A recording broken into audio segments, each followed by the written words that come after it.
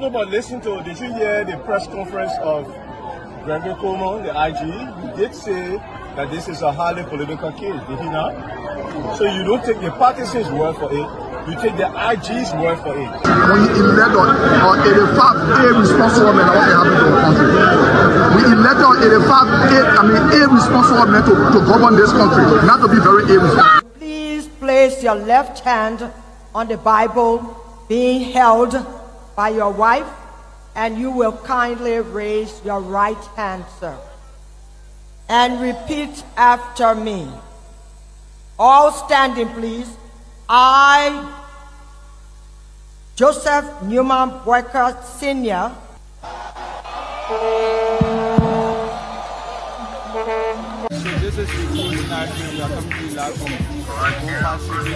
no secret now that your friend and former boss will be a candidate in 2029. With all of that you experience, all of that you know, and everything that you see unfolding in the country now, will you support him? Will you be part of the process? Will you give him the support? Do you think he can be a better president? So why you want to bring political men in it or not? Oh, but you political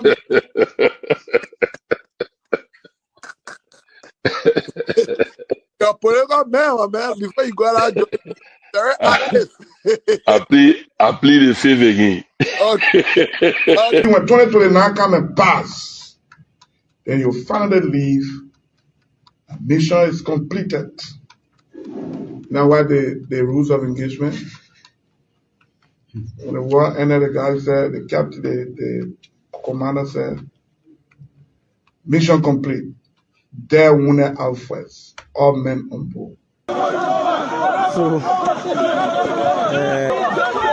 this riot situation when it comes to countries, because many times you notice that if Charles Taylor is the problem, he will be out of here in the twinkle of an eye. And I say, let well-meaning Liberians come home. If we respect this constitution, a government formed in Accra is a violation of Article 1 of the Constitution. Let them come home. Let that government be formed in Monrovia. On the broadcast administration, we want to give the government of Liberia an ultimatum of 72 hours to provide a living ballot of the chairman of the Student Unification Party, or else there will be a catastrophic pneumonia in the Republic of Liberia. To arrest the chairman of the Student Unification Party, only because the government feel intimidated about the Vanguard Party advocacies. The government got capital road, small road, B road, all kinds of the place. I think the reason Joseph Baka will not do much because the old man, the papa is suffering. The papa loves the country, but he can't make it. The criminal there around him, they sophisticated than him. They are sophisticated criminals, so they can't make it. Hello, ladies and gentlemen. Today is Monday, the 24th of November, 2025. We got a few more days to the new year. If you are a politician and you came to power in February, you will be hitting the third year, which is the mid-year of your administration, and it's time for deliverables. Promises made should be promises kept. That's what the folks are expecting, because that's what you promised. And that's what we are going to hold you responsible for. I am Jerome Gayman. I will be at the helm. If you are on the job, if you are about to leave work, if you are driving, sit back, relax. It's going to be a rocky day. There is no shortage of news from the Republic of Liberia, and we'll bring them to you as they are written. Like I've always said, if you don't want your name in our mouth, do not get into the papers. If you are in the paper, we will carry you. Let me welcome all of my friends and family members that are watching by way of 96.1 Truth FM around the country, around the world. Welcome to this edition of the closing argument. Remember, within 4 days, I will be celebrating my birthday on the 30th of this month, November 30th. My colleague here is going to be celebrating his birthday. That's Dr. Marty Ritchie on the 29th. Both of us have something in common. He shares birthday with the legendary Liberian president, the late William V.S. Tubman, who was born November the 29th.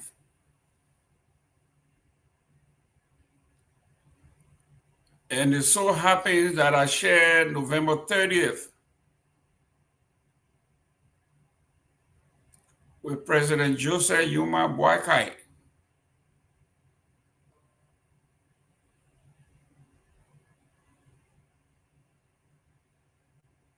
Yes, we cannot choose when God is going to send us to this earth. So if your birthday falls on a particular day, that's it. There's very little you can do, absolutely nothing to some degree.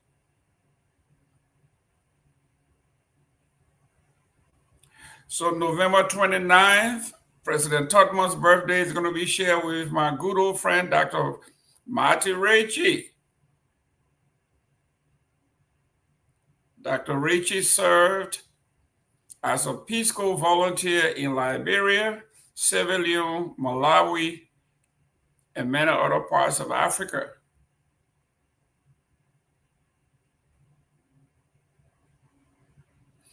There's a lot of news going around in Liberia, but before we get to that, let's go to the international scene and send our sympathy to the family of the greatest reggae star, I think.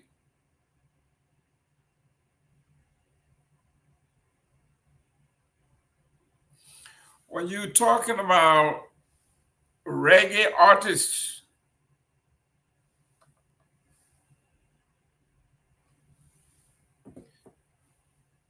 and you don't mention the name of Jimmy Cliff,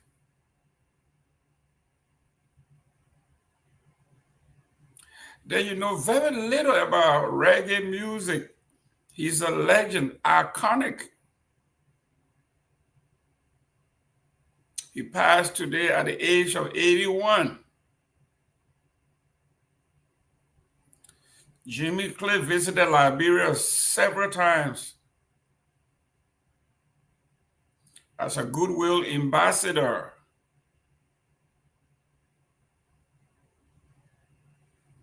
Visited many parts of Africa.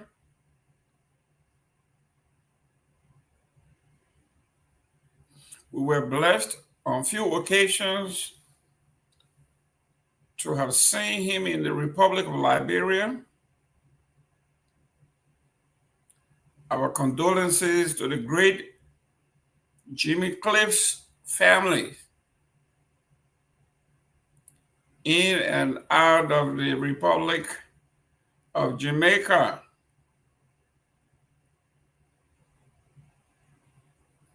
Great man.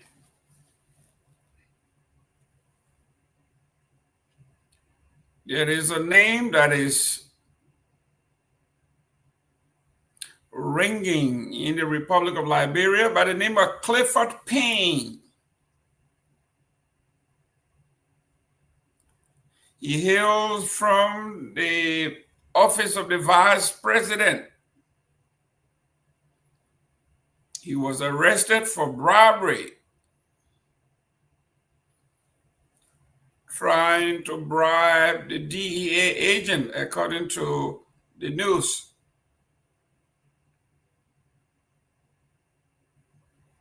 Using his office and his proximity to power to have a drug dealer released from custody.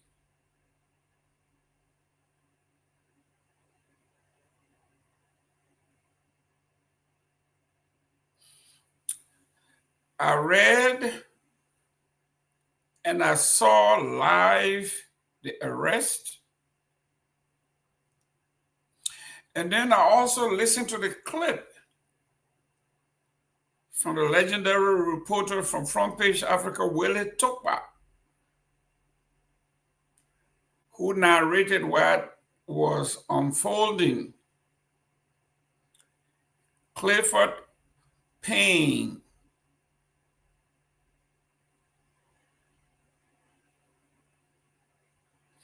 right after the arrest, there was a frenzy of press statements from everywhere.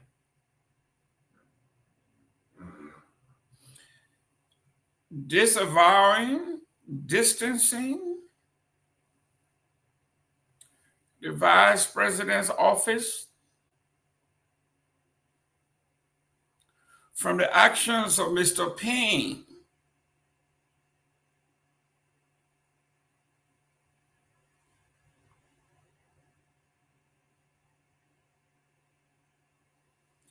Vice President Cohn's office has been implicated.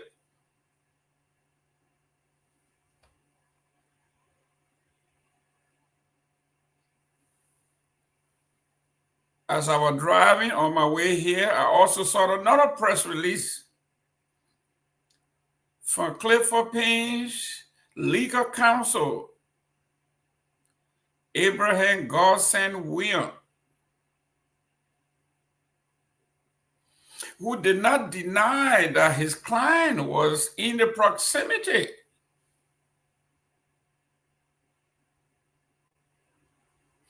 But he asserts that yes, his client had gone to investigate and inquire about a friend.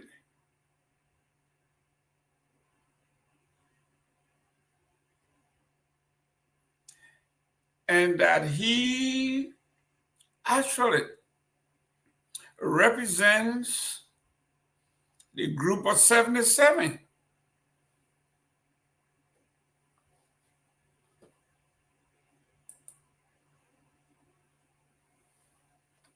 We will delve into the story as you go along. I know I'm getting a lot of texts here from folks saying, if it's a Payne, he might be your bastard brother. I don't know if all Paynes in Liberia hail from Grand Bassa, but yes, the Paynes are from Grand Bassa County. We will delve into that.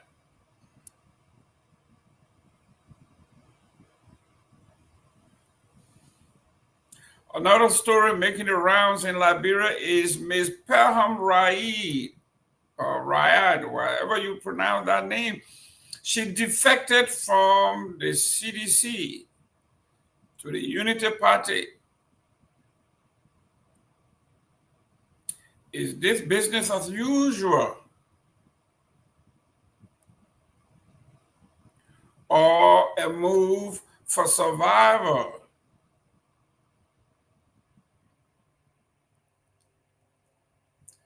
Ms. Pelham was fired, some say,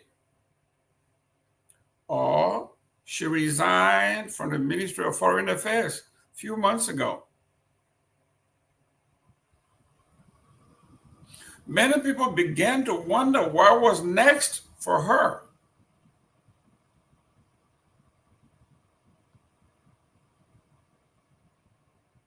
She was at a disclosed location. All of a sudden, she pops up today at the headquarters of the Unity Party, pledging her support.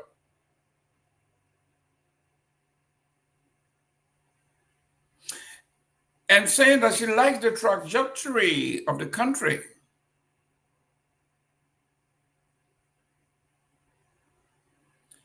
And that this government is a responsible government.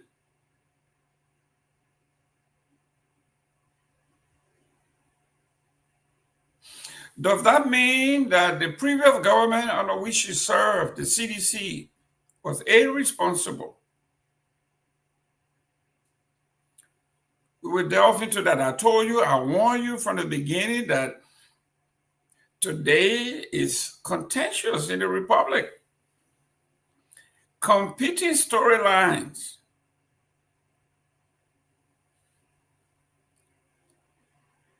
The new Mines Ministry vows transparency and tougher concession governance.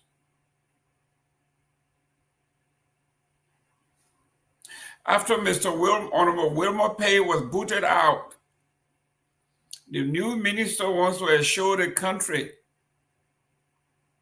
that there will be transparency under his watch.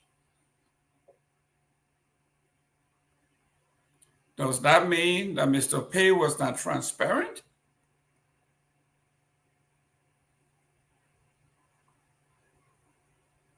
He also vowed to be tougher on concession governance. Does that mean Mr. Pay, Honorable Pay, was not tough?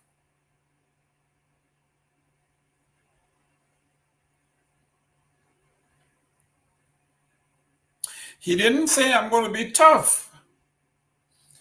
He said, I'm going to be tougher.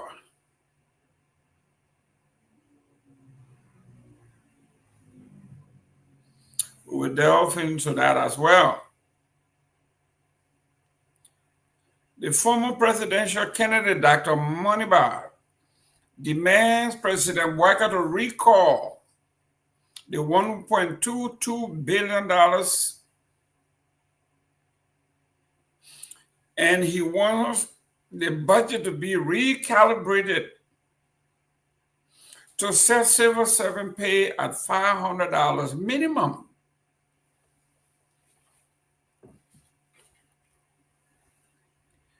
That is the former presidential candidate, Dr. Moneybar, saying that the $1.22 billion is a farce.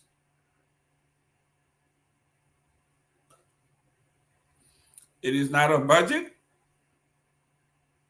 If it was a legitimate budget, it would have included, if anything, at least civil servants, the folks at the bottom. He is suggesting that at least we have a minimum wage of $500 US for the common man and common woman in government. He is saying if you labor enough for your state, for your country, for your nation. We are talking again about the social contract. We have always talked about the social contract.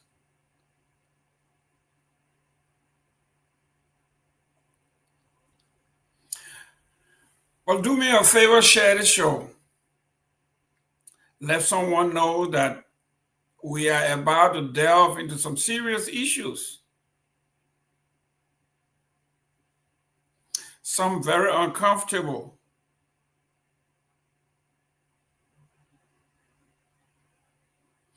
But we have no choice.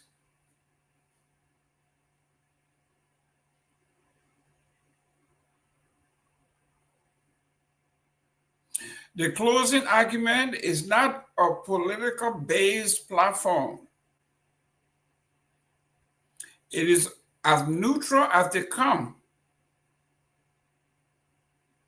Even though the platform has panelists that have different views, that come from different political parties,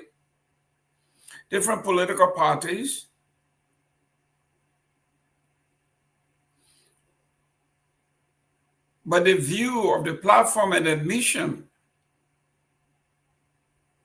is to be as neutral as they can be.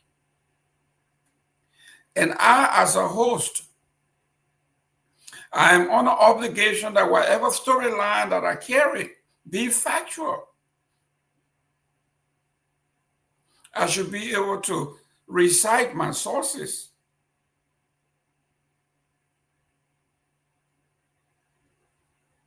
It should not be news manufactured by me because I dislike someone.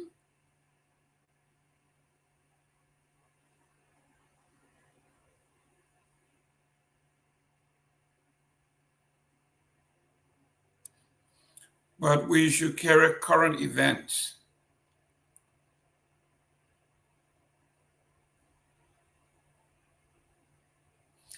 You remember several months ago,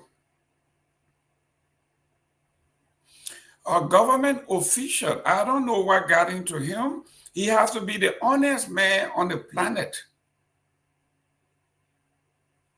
He might have been maybe deputy director of the LDEA. When he said the drug battle in the Republic of Liberia was lost before it even began. He said because the drug trade had permeated our entire society, including the judiciary, the legislative, and the executive branches of our government.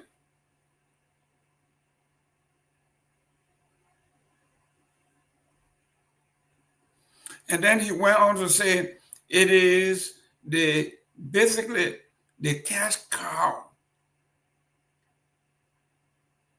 It is so lucrative that everybody is milking this cow, from the judiciary to the executive and the legislative bodies of the Republic of Liberia. I wasn't surprised that 2 days later, he was no longer to be found. He was fired and removed immediately.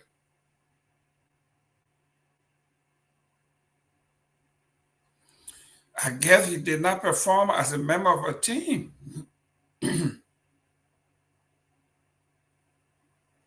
A team player doesn't speak that way, according to them. But like one of our panelists here,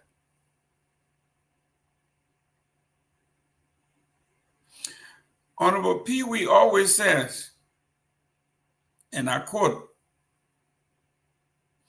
if the alligator comes from underneath the water and tells you, boy, it's not easy down there, they're eating people alive, you better believe him or believe her or believe it.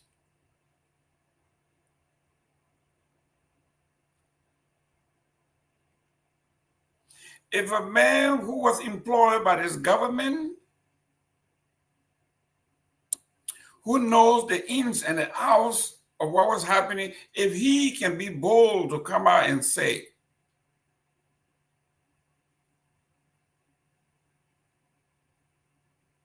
it is not easy in this government.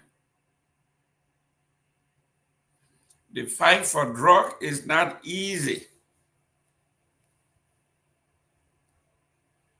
We are all implicated, he says.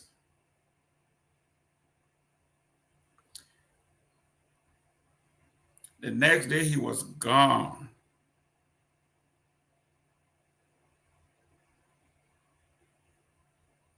So we are telling you, if the alligator comes from the water and tells you they are eating people there, believe the alligator.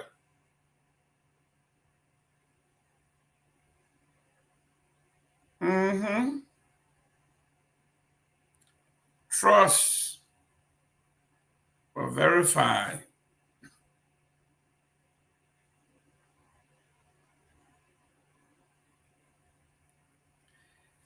Let's look at one of the releases.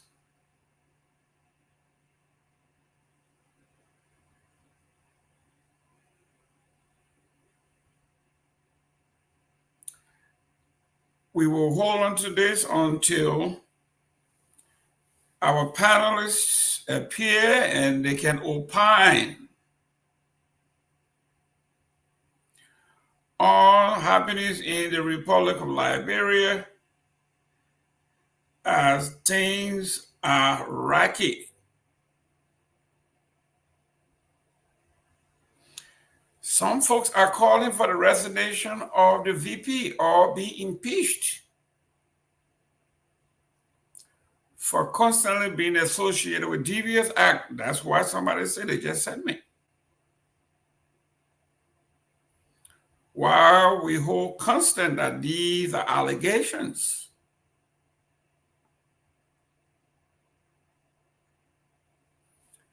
we also saw another video with President Joseph Yuma Boyka in Bunk County,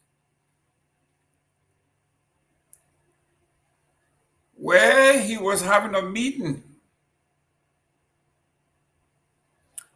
with some key stakeholders.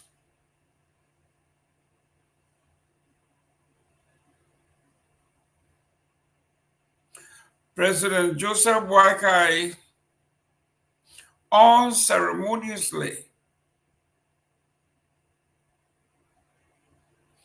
unprecedentedly speaking to another Liberian, and he had his feet, both legs,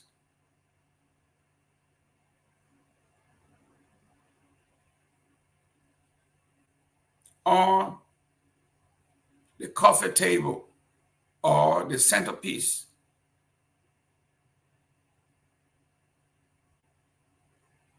So demeaning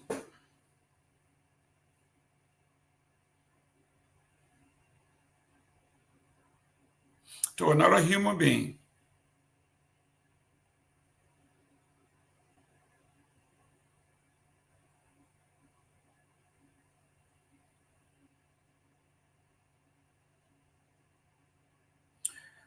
There is another video going around, and it has a whole lot to do with etiquette.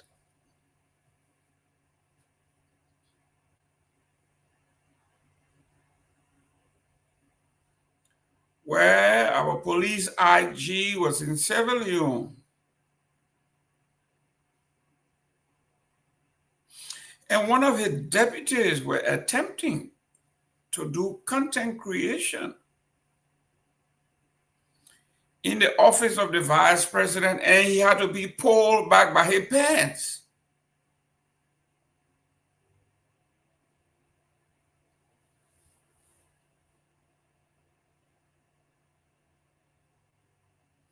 What does this say about who we are, our culture?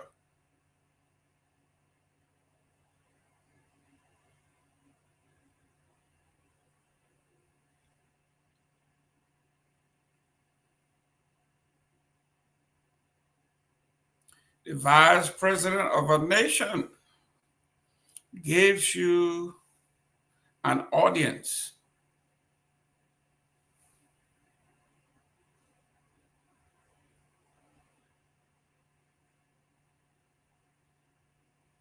And in his office, your deputy has his phone out, attempting to walk around the office behind a sitting vice president's chair.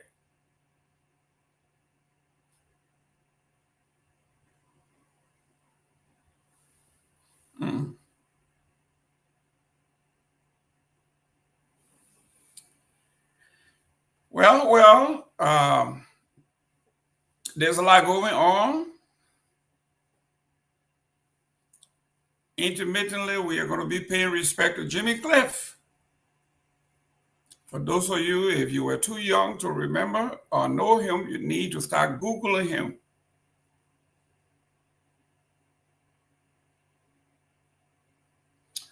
One of his legendary songs is The Harder They Come.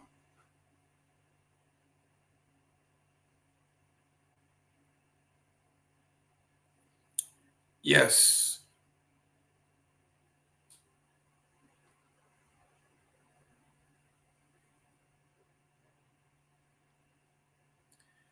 Let me make sure that you are who you say you are.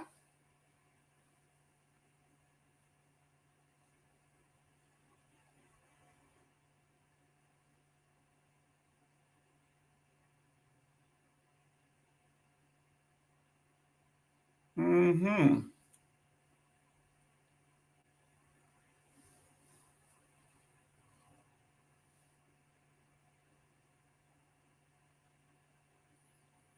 It is getting rough in the Republic.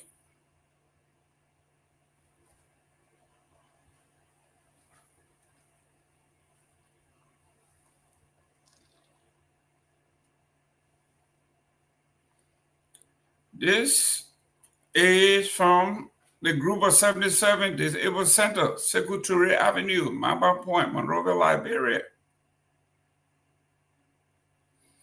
Clifford Payne, Deputy Public Relations Director, Media and ICT Department, Group of 77 Disabled Center, Secretary Avenue.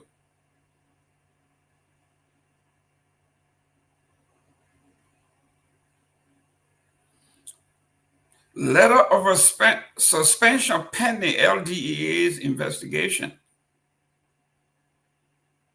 The administration presents its compliments and right to suspend you with immediate effect pending the outcome of Liberia Drug Enforcement Agency's investigation.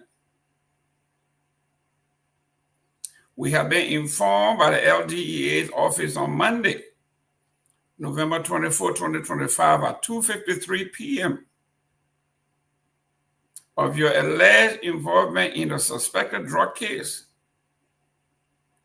Given the allegations and the potential implications for our institution, the administration found it necessary to institute this immediate measure. You are hereby instructed to refrain from reporting to work, representing the institution in any way or capacity, or engage with staff on official matters until you receive further written communication from this institution. We encourage your full cooperation as we work to establish the facts of the matter. Kind regards, Mr. Raymond Koluba Zabe, Senior Technical Assistant the Administration Group of 77. CC copy Honorable Prince Mekalo Bia, Chief of Staff, Office of the Vice President. Ms. Jennifer Azonia Top, Deputy Human Resources Director, Group of 77.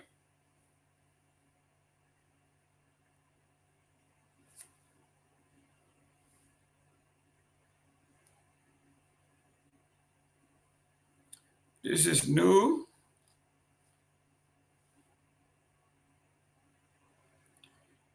This is the plight of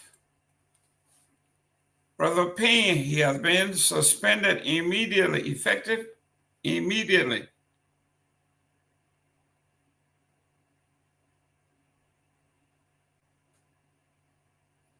Effective immediately.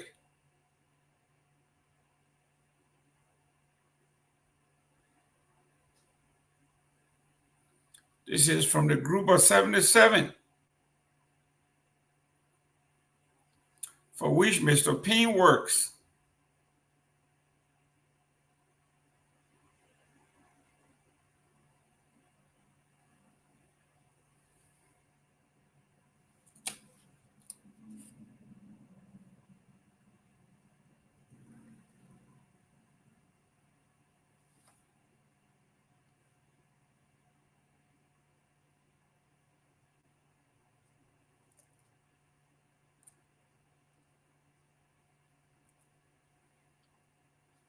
Group of 77s.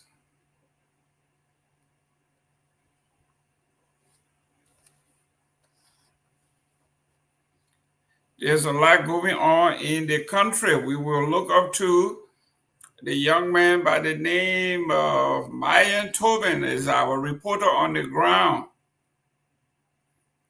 There's a lot going on. In the Republic that we need to discuss.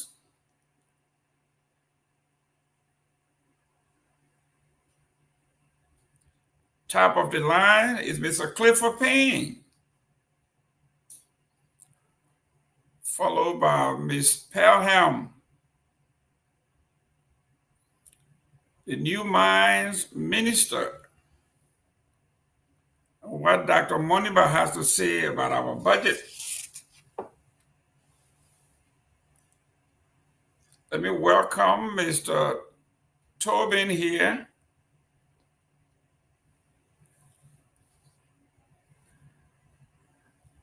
Our reporter on the ground, Mr. Myean Torgbean, is tuning in. I like the new background. I like that scheme. How you doing there, young man? I'm doing good, Mr. Gayman. How you doing, yourself? Excellent, excellent, excellent. Since this morning, it has been hectic in the Republic of Liberia. Everywhere you turn, there's breaking news, breaking news, breaking news. What caught my attention is Clifford Payne and the LDA and Pelham deserting the CDC for the Unity Party. Those are the top two that we want to deal with. Later on, we'll deal with Dr. Moniba and his demand for President Boakai to pull the budget and redo it. Then we also saw the news that Liberia and Sierra Leone are breaking ground for ECOWAS-funded Gendima Bow Waterside Joint Border Post. We also saw the University of Liberia launch a landmark solar infrastructure project to revolutionize the campus life, especially at Fendel. Then we saw VP Kuhn reassure the arrival of 285 road machines, but gave no timeline. Also trending were 2 killed after President Joseph Boakai's presidential escort vehicle collided with motorcyclists on Kakata Highway, killing 2. We talked about Honorable Pay and the new mine minister. And then the Islamic Solidarity demand national intervention in dispute over historic mosque property. These are the trending news in Liberia that we saw by way of the different newspapers. But let's start with you. What is it that you are seeing? What is it that you are observing? What's going on there? Okay, so Mr. Gayman, I'd just like to clarify something first as it relates to our Facebook page. We have been reported by a few others to Facebook. So we are working on it currently. That's why you see I'm at the back. Okay. So yeah, in subsequent time, maybe probably will be able to come out on. But we on Facebook on our other page, but for those of our viewers and our followers who usually follow the closing argument official page, we're having some technical issue there. So rather, we will be on this new page that you are seeing. But hopefully, Facebook, we are working on it to see how best we can get our account back. But our Facebook page is still running. It's just like Facebook restricted us from going live and doing other Facebook posts. Well, it's normal in the business that we do. People who don't like you will report you. They want to diminish whatever it is you do. So it is nothing strange. We know this. I know a lot of folks they've been texting me to find out whether we are on the air, whether we're coming on. What's about our YouTube page? The YouTube is on. The YouTube is on. People following from the YouTube and also from the new page. Great. So let's do as much as we can and do the best we can to make sure we bring the news to our folks. For those who are in the news, today may be your best day. You don't want to be in the news. So you want to do all you can to shut us down so we don't say anything. But we are going to say it anyway. Are we on the radio? Yeah, we're on the radio. Okay. So guess what? We'll reach more people by radio. So you better go report us to the radio too. Go ahead. Let us know what's going on in Liberia. It's been kind of rocking today in Monrovia. Okay, so Mr. Gayman, on this issue about the 1.2 billion United States dollar proposed budget, where we saw on the chairman of the Liberia National Union, I'm the political leader rather of the Liberia National Union, demands that the President of the Republic of Liberia, Joseph Boakai Excellency, so that they can be able to call for immediate establishment of minimum salary like around 500 United States dollar for civil servants, so that they can be able to get something for themselves. Because over the past time we have heard civil servant like the retired employee of government or other institution calling on NASCAR that some of their NASCAR's benefit, like for instance you were taking 800 United States dollar with something around 5,000 or over 20 some more thousand Liberian dollar. But when you were retired, your retired benefit, they are giving you something around 5,000 5,000 Liberian dollar. So recently they upgrade to 8,500, where you are making something around 800 United States dollar plus 20 some more thousand, and then when you retire, they give you 8,500, which of course all Liberians are concerned. They are raising so many issues about this. So I think this is a serious issue that government have to look in.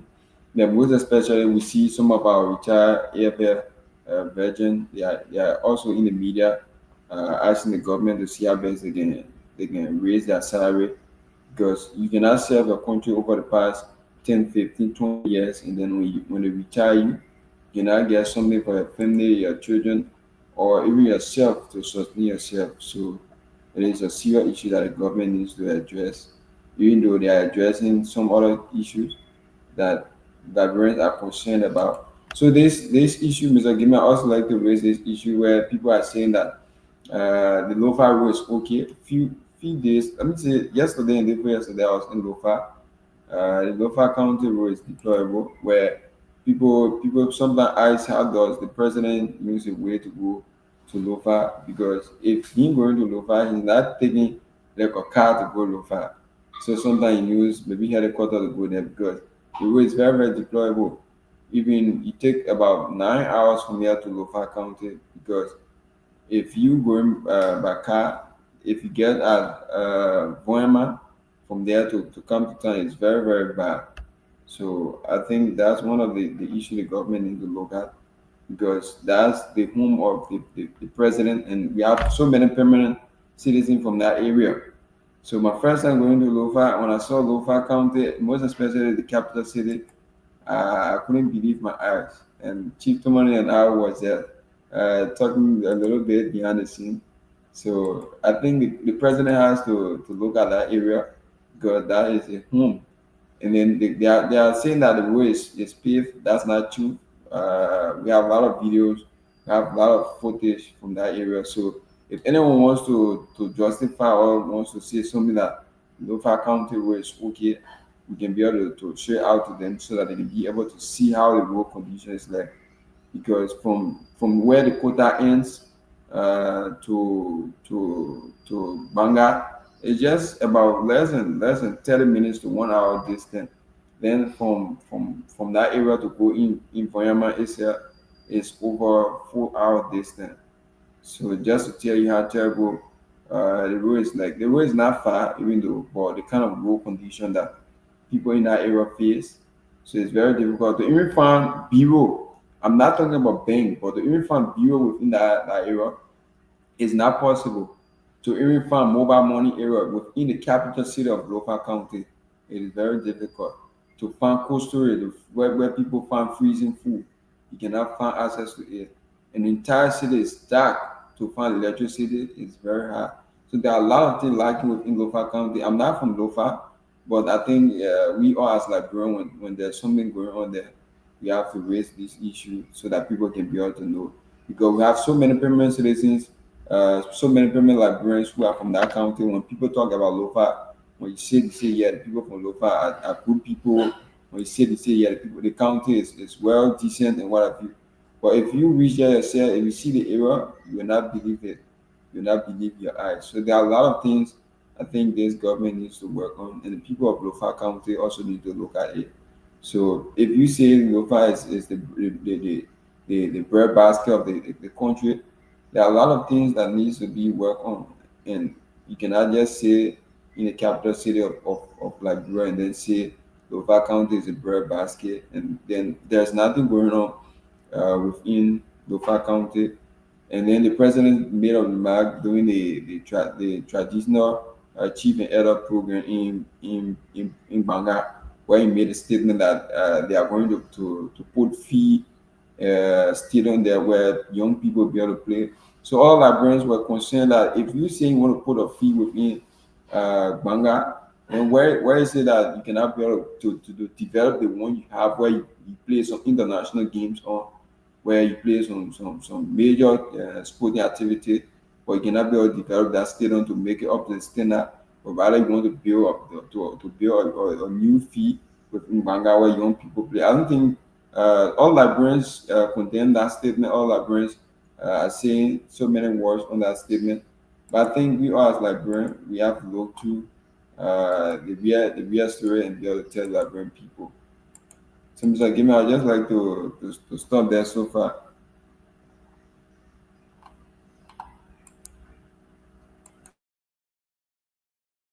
I think you are muted. Yes. Let's look at events today in the capital. This Clifford Payne and the DEA thing that's going on. What's going on with Clifford Payne and the bribery, or the accusation of bribery? So, Mr. Gayman, on that issue, I've been talking with series of government officials and some other opposition members.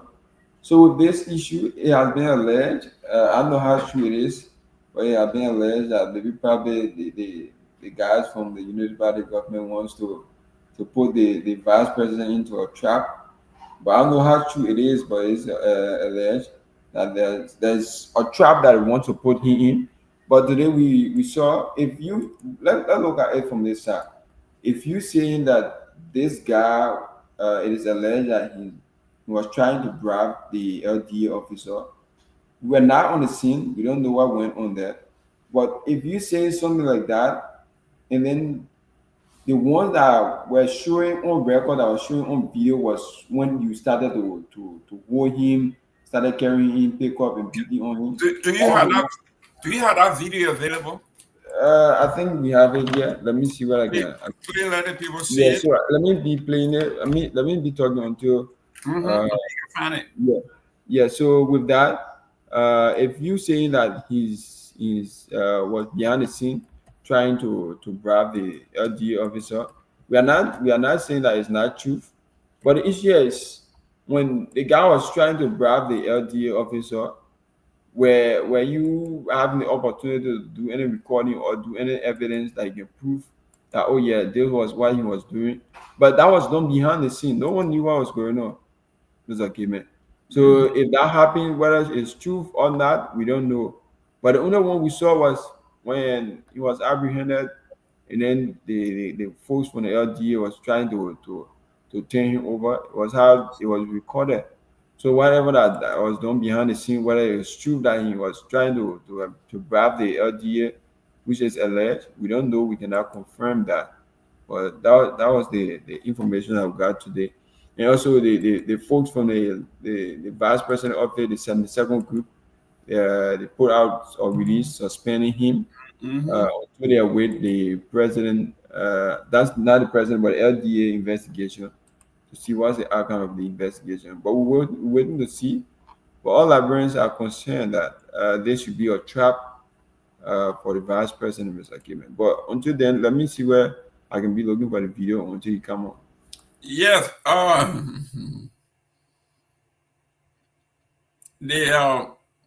I'm reading the press release.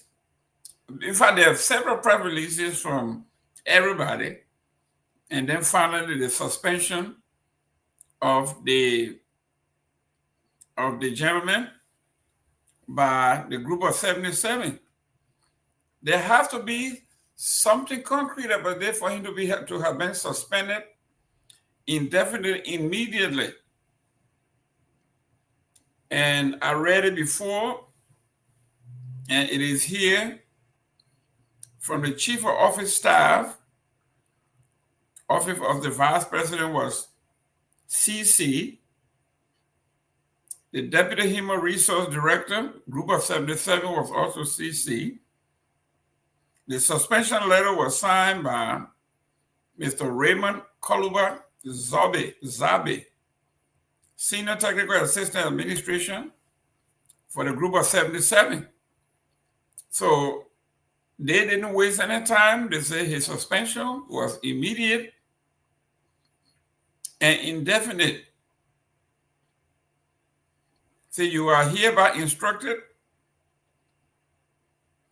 The administration presents its complement and rights to suspend you with immediate effect pending the outcome of the Drug Enforcement Agency's investigation.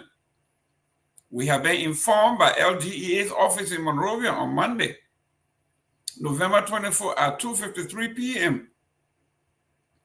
of your alleged involvement in a suspected drug case. Given the allegations and the potential implications for this institution, the administration finds it necessary to institute the immediate measure. You are hereby instructed to refrain from reporting to work, representing the institution in any capacity, or engage in any style or official matter until you receive further written communication from the institution. We encourage your full cooperation as we work to establish the facts of the matter. And it was signed by Mr. Koluba Zabe, and he CC copied everybody that was involved. So this is serious, Myean.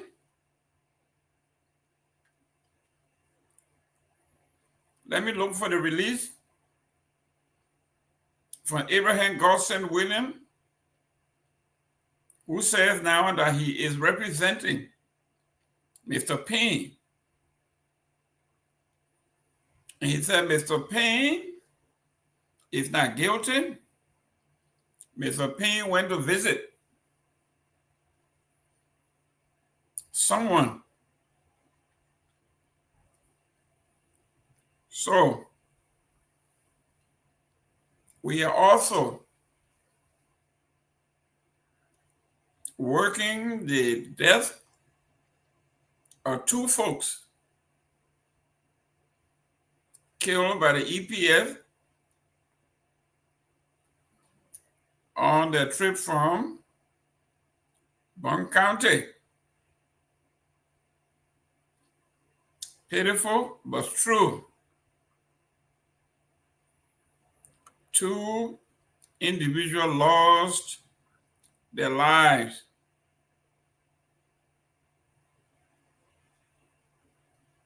Got run over by a presidential escort car. Two Liberian citizens lost their lives. We are going to be looking at the video out of Liberia from Sierra Leone, where the LDEA, the Office of the Vice President, one of the deputies of the IG, were pulled by his pants by security personnel in the Office of the Vice President of Sierra Leone. The deputy IG was trying to create content in the office of the Vice President of Sierra Leone. And he was pulled by his pants to remain in his place. What is happening? Do we need more training?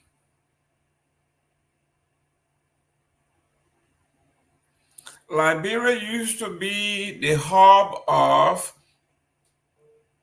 diplomacy, foreign service, etiquette, protocol. Where was the protocol officer?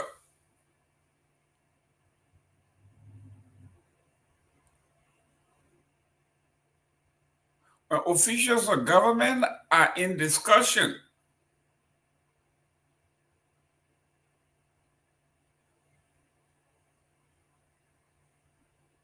When the cameras are set and all you see are the two subjects,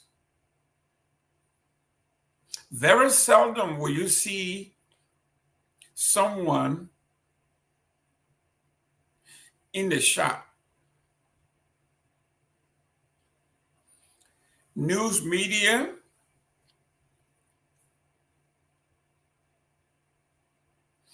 journalists, and all those that have interest in, that were given the pass to cover the story, they are all on one side filming.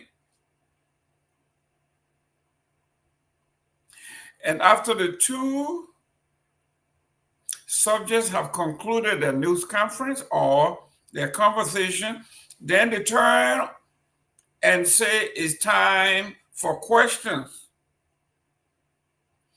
In some instances, they have a chief of protocol or protocol officer that calls out the media institutions.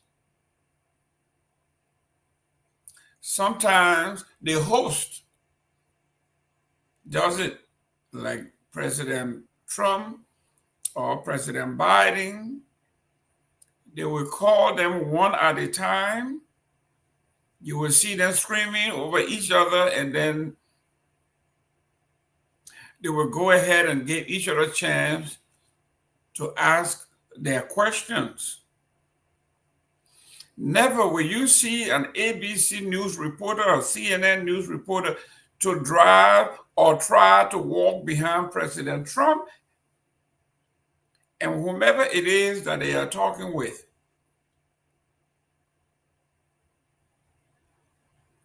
This is why we tell our children, we tell our students, we tell everyone that is in government that you are representing your nation when you travel. So whatever you do, whatever you say, how you say, it means a lot. They teach girls how to sit properly. They teach men how to sit properly.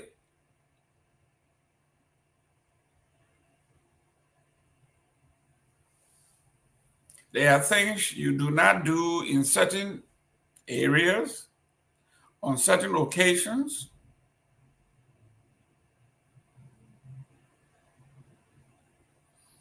They will tell you you cannot drink, you cannot smoke, you cannot chew gum.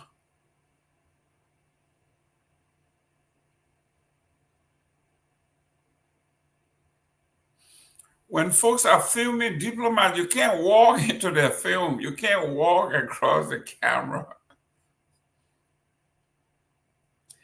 These are things that are journalistic. Even if you're not a journalist, just simple sense, common sense. Whenever you are ready, Myean, let me know and we can go to the clip. If you have it. When I'm ready, I'll let Mr. Gayman working on something quick. Okay, great. While we are working on the film, we will be, let's talk about, I know why you can do two things and speak.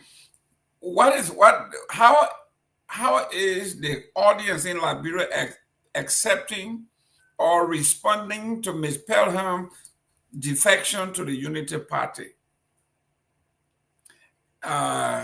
Is it that you got so much going on in Liberia, so that news it was overshadowed by Mr. Payne's arrest? Here's the view. Here's the view. This one says Seleke Kromah. Yeah, this is the video for the guy who from the BB office. Okay. Okay, you play now? Yeah, go ahead. The colleague there is said to be somebody from the office of the vice president, and he actually came to support. He actually came to support in an attempt to bribe the commander of. He came according to news. Please be careful, be careful, be careful. So the colleague is said, take your time. You can be violent with him. So just so you know, the suspects that were arrested for drug. He said he's from the office of the vice president. He said he's from the office of the vice president, and he came to bribe the LTA agents here. And so the LTA, the tension continued to grow here because, he claiming that the LTA get the money. He had his ID card. So, what we are told is from the office of the vice president. And he came to talk to the DA to release. This is his ID card. This is his ID card. This is his ID card. This is his ID card. And so we are told he's from the office of the vice president, who actually came to talk to the hey guy. And so the LTA, the place is getting tense here. Yeah, simple bridge. The LTA. There are allegations of the colleague that was from the office of the vice president attempting to bribe the LTA to release somebody who they say is, somebody who is one of the suspects. And so, yes, tension continues to go here with the LTA. Tension continues to go here with the LTA. The LTA is insisting that will take it. The LTA is insisting that will take it. This is simple bridge. LTA under command, they did do as the promise, and he keeps agitated. Whereas the commander on the other hand said he cannot compromise the issue of drug, and so hey, can we just speak to him? Chief, can we just speak to him? No, can we just speak to him? Please, okay. Well, what is it about you to the coach? What is it about? What's your name? What is it about you to the coach? Get to the court. I'll do the fire. There's no contract. And the better person, what is it about the problem? You got to be careful now. You got to check that the man is not a killer yet. That's all for what we know. The police is said to come from the office of the vice president in an attempt to speak with the LTA to have some level of compassion on his family person. We still don't know his name, even though we got to reach out for his ID and know whether.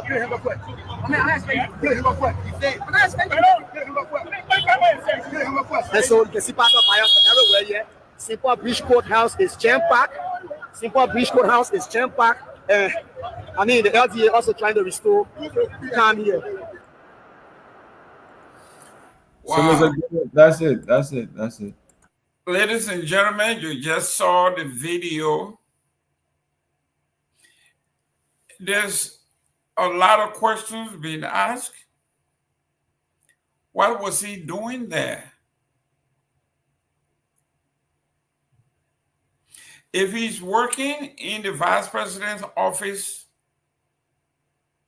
with the group of representatives, the group of 77,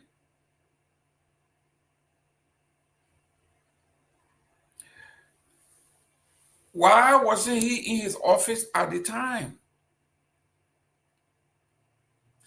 Is the alleged drug dealer member of the group of 77?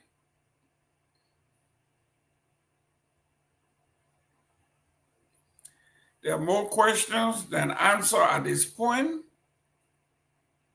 and we want to reiterate and remind you that everything we are saying here, it is all based on what we are looking at, and they are all allegations. The Liberian jurisprudence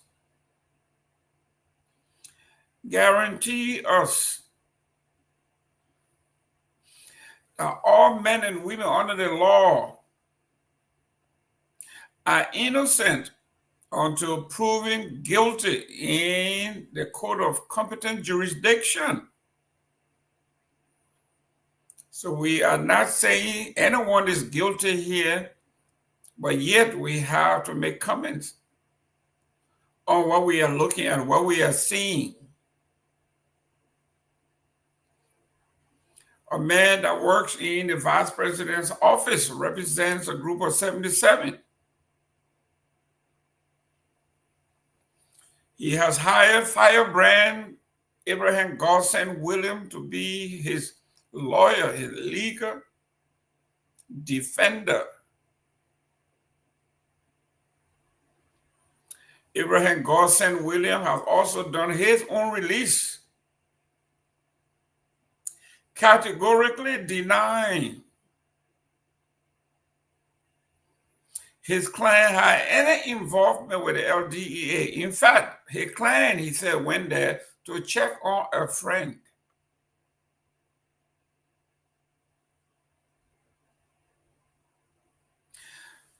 We'll get back to that. Let's go to the not the resignation, because we didn't see in the letter from Ms. Pelham that she has resigned from the CDC.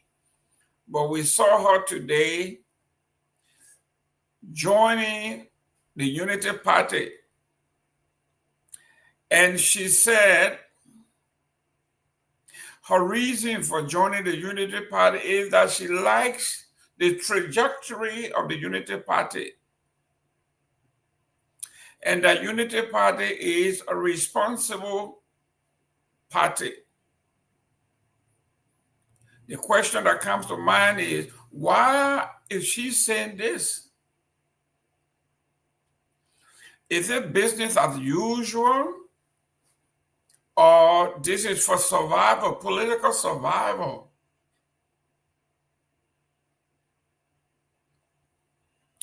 Few weeks, maybe a month or two ago, she resigned her position at the foreign ministry.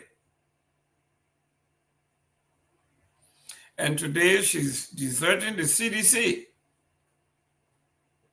and joining the Unity Party. Myean, what are the people saying? What's happening on the ground? This one seems to be one that robbed the former CDC, the ruling party, is supposed to rob them the wrong way.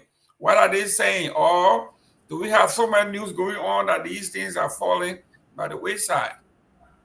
So, Mr. Gayman, right now, like I said, if you as a journalist, you have to speak with the both parties, like the ruling party and the opposition, where you weigh in between what is actually happening within the opposition bloc in terms of some of the progress and in terms of some of the challenges they are facing. Yeah, and but also, excuse me, Myean, I'm saying. Yeah, that's how I'm coming to that. The Irish people on the ground, on the street, what are they saying? That's what I'm coming to. I'm coming to. Okay. Yeah, so you have to weigh in between, also weigh in with people who are on the ground. So, according to the release, it's because of the maturity of the Unity Party.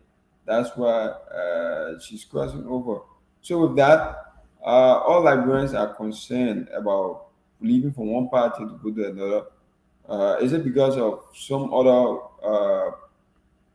job issue or whatever that is going on in the country? You want to feed yourself with that party because you need something from that party, or is it because of you want to be on the news, to be in the news that people say, yeah, this person was so time, and this person is in the news for some other reason.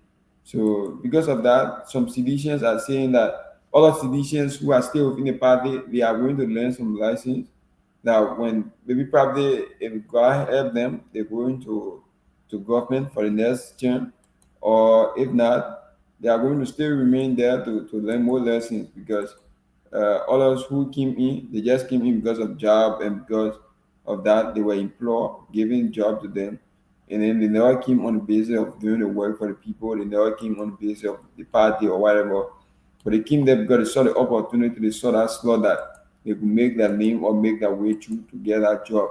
So I think that's how some Liberians are saying on the ground. So,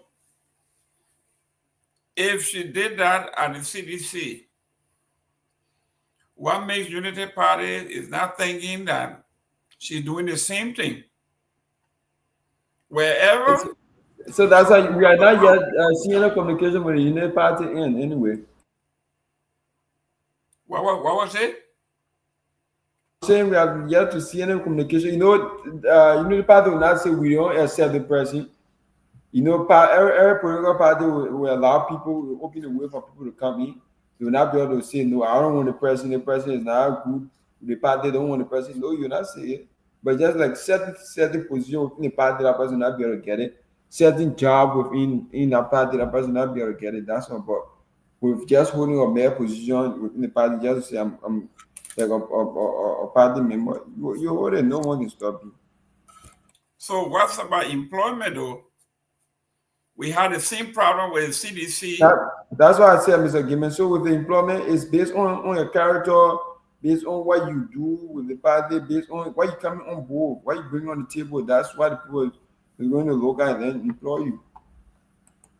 So we had in Liberia people who were the original seditionists who suffered and went to the length and breadth of the country for CDC. Some of them, a lot of them didn't get jobs. And people who came to the party, like you say, most of them will come over because you are a winner. And some of these people were able to get jobs over the hard-working people. Like there were a lot of other folks that did not want to pay them at the foreign ministry. More people saw her job as lucrative and belonged to a unity partisan. And it made sure that she was very uncomfortable and finally resigned. Now, she popped up now saying that people, they completely high against her was she was not a unity partisan. So now she's here, she said, I have pledged my full support. So there are folks who were in the unity party that will say, we've been here suffering for 6 years, supporting this president, walking the poo-poo water, like they say. And now you are giving a sedition position.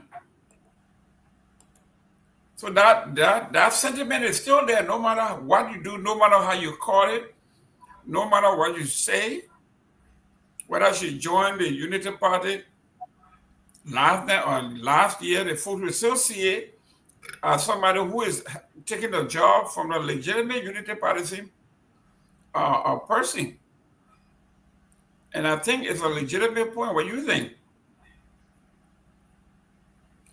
Myean, wouldn't you say the same thing? If somebody,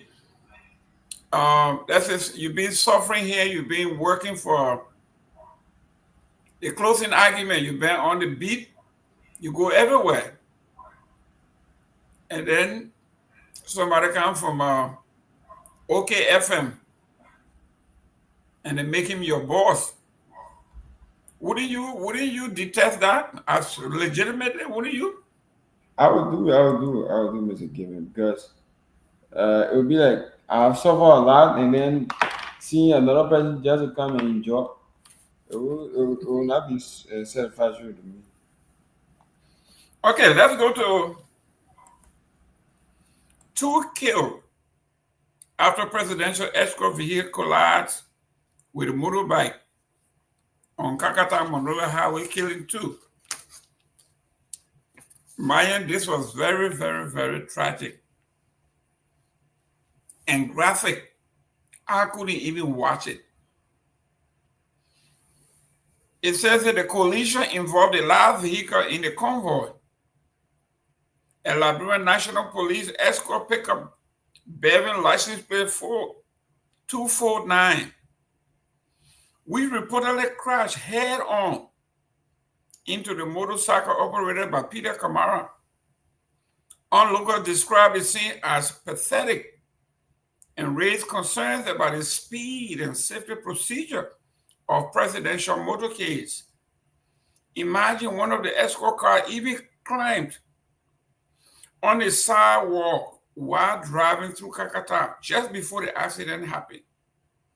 An eyewitness said, who asked not to be identified, told the reporters. Witnesses said the police vehicle appeared to be traveling behind many convoys, which had passed a moment earlier and were traveling at a very high speed before striking the motorcycles. Kamara was pronounced dead at the scene. His passenger, Charis Bigman Momo, 42, a mother of 8, was taken to Kakata Health Center and pronounced dead upon arrival. Police and medical authorities have not released official details about the crash. A security source who spoke on condition of anonymity said personnel fear a reprisal because the vehicle involved was part of the presidential escort. Similar incident happened on October 24, 2025. 2 women and their motorcycle rider narrowly escaped death near the same location when a pickup believed to be part of President Workout convoy nearly collided with their bike while traveling to Kakata for the United Nations 80th anniversary celebration.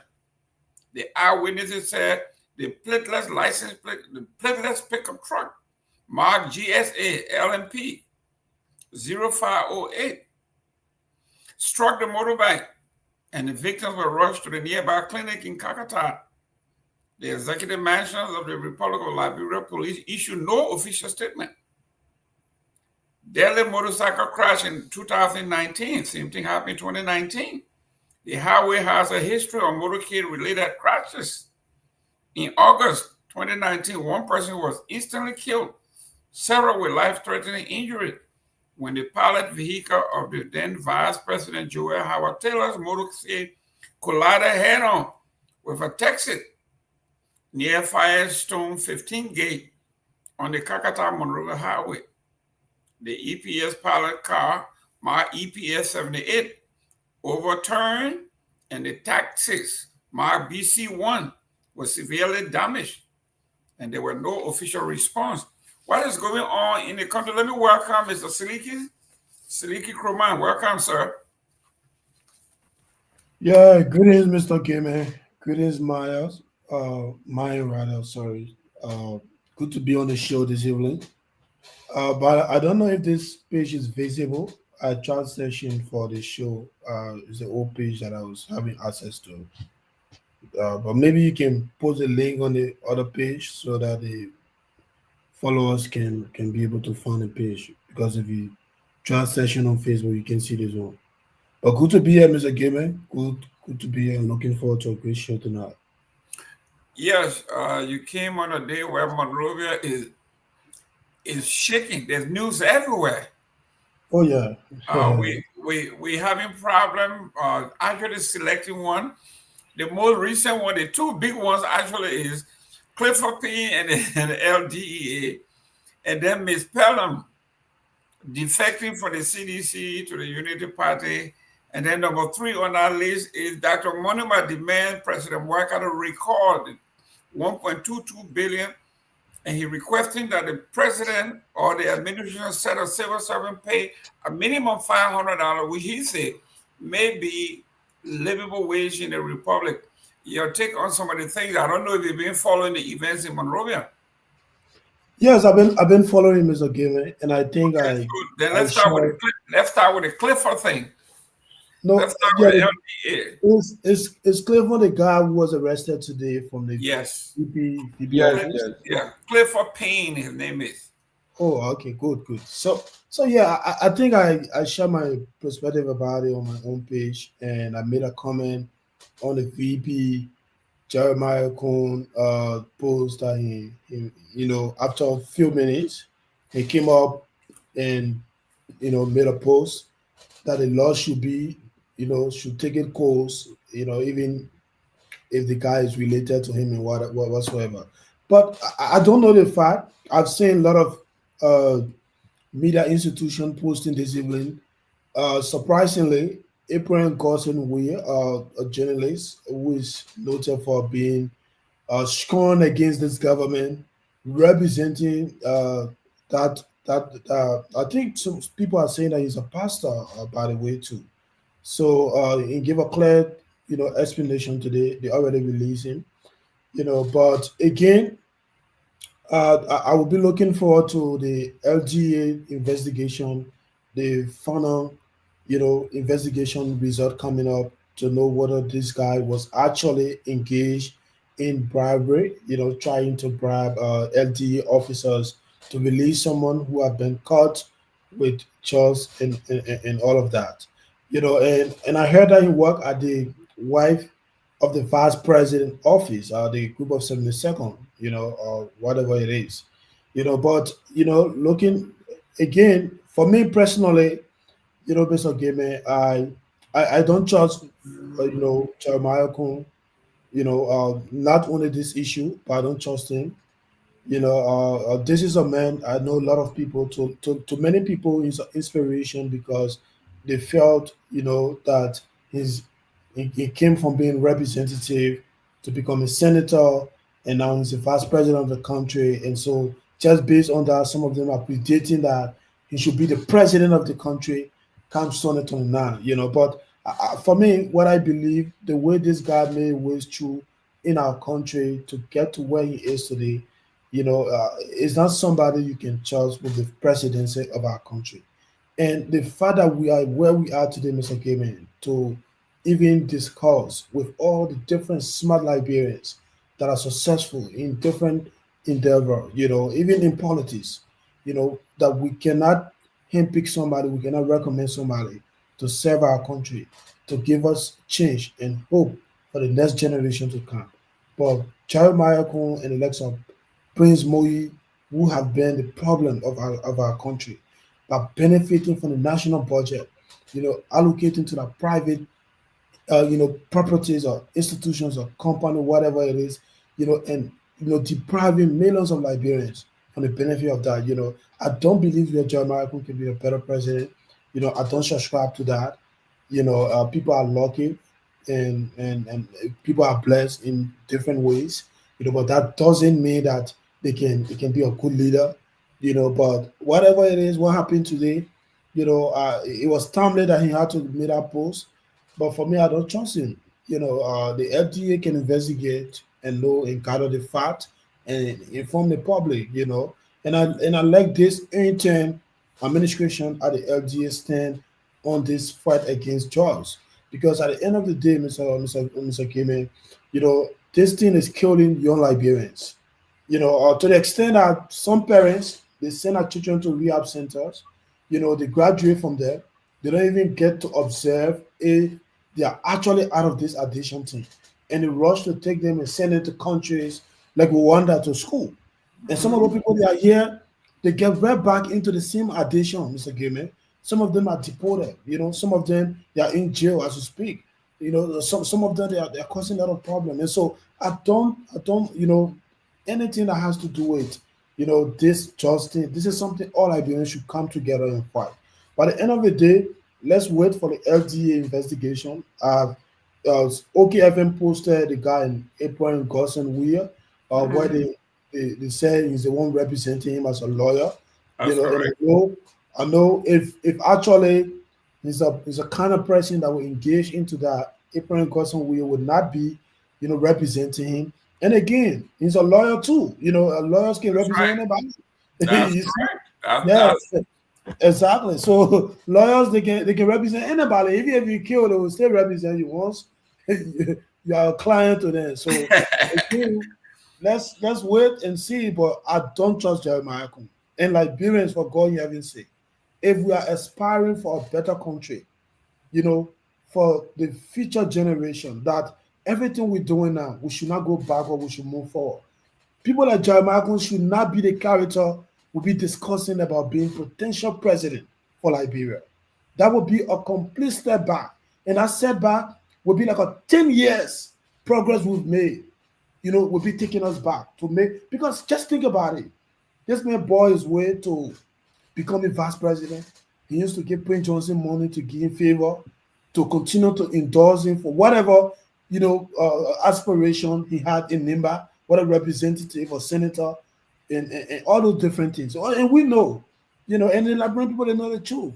But sometimes, again, and this is why you talk about Dr. Manuba, I will close on this. A few weeks ago, He was here in Rwanda. He had a 1-week tournament. And this is the question that I placed to him. I told him, how are you going to navigate your way through the political class in Liberia? Because that's a very, very serious concern, Mr. Gayman. We have a political class in Liberia. Over the last 18 to 20 years, they've acquired wealth for themselves. And anybody dare come that they want to change the status quo, they unite in a numbers because they know you are a threat to the wealth they've acquired, unquestionable wealth.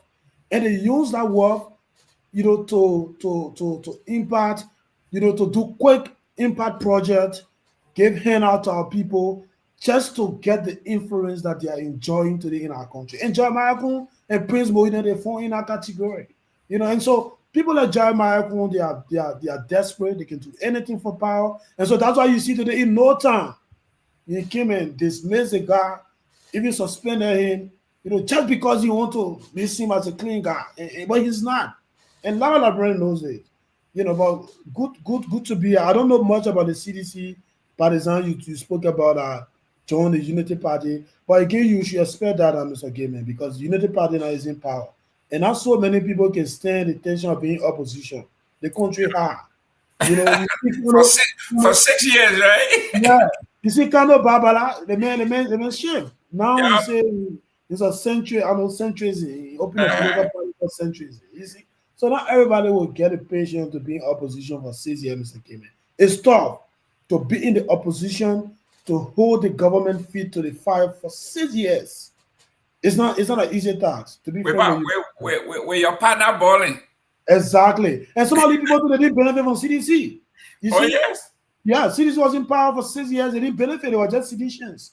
They didn't benefit. And so now, they want to use, they won't get any kind of opportunity they can to just have the, part balling too, and again for them, for some of the people, that's how they see the country to be, like that partial ball. It's not about how we can be able to change, the generational problems we have in our country, how we can be able to lift one another up, how we can support, the private sector. Look at our government today. You spoke about the 1.2 billion that Clarence Moluba spoke about. Very unrealistic. That 1.2 million budget, they're talking about billion, rather not even million, but billion. You look at it, 80% of it goes into this guy's salaries and all that kind of stuff. That's correct. Just very few percent goes towards education, healthcare, infrastructure, and the rest of it. But again, we will continue to speak out because at the end of the day, Liberia is where none of us can be deported from. Good to see you, Sarah. Thank you for sharing my post today, But Jeremiah Kun is a dangerous guy. Like guy, people can say I get personal issue with that man, but and the UP folks, they are on the post when what you are you talking about CDC? Who that me? That's CDC. Listen, this woman here, all the thing will be talking about now. When the CDC, when you hear. Professor Gayman asked me, somebody resigned from your party to go to UP today. So that's why I was telling him, you should expect that because not everyone can now who that person? That lady? Yeah, Miss Pam. Pam, what the product Rai, R-A-A-D. How you pronounce that lady was already a United Partisan. No, the woman, she got appointed in the government, and the United Partisans are going after her because they said she was not a United Partisan and she had a good job over real United Partisans. I thought she was a member of the United Party. Seriously? No, but the reason she got mostly dismissed was the people from the United Party were saying that they stood in the poo-poo water. They were all over the place supporting the president. And then when the president won, he gave top job to non-United Parties, including her. They said she was a sedition that was running. So they hounded her until she got fired. And everybody kept asking her, what is the next move for you? She went undercover. All of a sudden, she popped up today at the Unity Party headquarters with her regalia on and said, but everybody looking for eating, the woman got to survive now. And then she says that she joined the Unity Party because the Unity Party is a responsible political party, and she likes the trajectory of the country. And this is what I was saying. I said, 6 years in Liberia, you know, like, we have to be honest. Okay? Some of us sit here in this country and we got a job. Even if your job fires you, you can go to the next hospital, you can go to the next health center, you can go nursing home, you can go anywhere as a nurse and make a living. Absolutely. In Liberia, there's only one option. You either work in government or have no job. So for 6 years, yeah, to be, you know, in this country, when you are a job for 2 weeks, one pay. When you skip one pay, your whole life is upside down. Upside down. That's about 6 years. That's about 6 years in opposition with nothing to. Home girl said, hell no. Well, the lady's position is understandable. So, you know, but what does it say about who we are, that our nation, to survive? CDC was the only party, and not continue. CDC was the only party that went to government and kept most of the United Party people in position. That's correct. People will never do that. No, nope. They will never do that. And it is sad that our country is like a society bush. You got to join to benefit. Yeah, I mean, it's very sad, Mr. Gayman. It is absolutely sad. There is no nationalism anymore. Everybody going for, you know, looking for partisan. Nobody doing something to injure. Oh, this person is a Liberian regardless of the political party. You know, no, they don't have time for that. Whew. Well, we were talking about two kills. But what happened? I'm not seeing the show on Facebook. Well, we switched to our old one because we on Facebook, but you know, too many people reporting the page on so many issues, so that's why. Oh, they're reporting the page for what? What did the page do? That's what we don't understand. That's what we don't understand. Yeah. Listen, Sarah, we came on and we started bragging that we are being professional and we're living by the text. We're doing everything different and focus. I swear it beyond my imagination. Oh yeah, and they have gone on reporting. I think they're reporting some of us too, Mr. Gayman. You think so? Oh, of course they are. So their job is to shut down closing argument. Are you serious? I think closing argument is in the middle. I think closing argument is not a political. They don't take sides. No. They don't take sides on other platform. Nope. Are you kidding me? Yeah, and that's what it is. I came on our country, man. Oh, but the people. I mean, they go to the land and break or doing all of this. Are you serious? The people themselves, the folks, the country is, and most of the people doing the reporting, I won't be surprised they are from right here. Yeah, the competitors. Wow. So this one says here, former Monserrato County District 10. Representative expiring and long-standing figure within the Congregation for Democratic Change (CDC), Karishma Pelham Raid, has officially crossed over to the ruling United Party (UP), committed herself to the party's major December 6, 2025 homecoming mobilization effort. Her decision marked one of the most significant political shifts ahead of the ruling party's nationwide celebration and consolidation campaign. Pelham made her announcement over the weekend while participating in the Unity Party organized cleanup exercise in Monrovia. The appearance alone drew attention, but her declaration of membership immediately heightened national political discourse. For years, Pelham was considered one of the CDC's most dynamic mobilizer and a familiar face within the party's grassroots structure. Her departure from the CDC, a party she served for an extended period, according to insiders, signaled a major reconfiguration ahead of the coming election cycle in 2029. Yeah, they made up people, yeah. Why she declined to disclose specific reason for leaving CDC. Sources close to her political team say her decision stemmed from a mix of shifting strategic interest and long-standing dissatisfaction with the interpolitical party play issues in the CDC.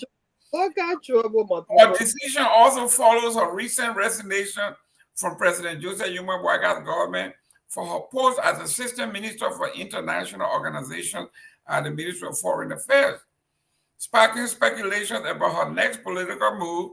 Did she not have a problem with the minister for which she resigned? Well, that speculation has now been put to rest. So wait, Mr. Gayman, are you talking about charisma? Like charisma you're talking about today? The charisma we are talking about. But charisma was not a CDC now. Thank you. Ever since she left CDC. That woman left CDC a long time. Even during the election, I never saw her doing for CDC. I always saw her with UP people.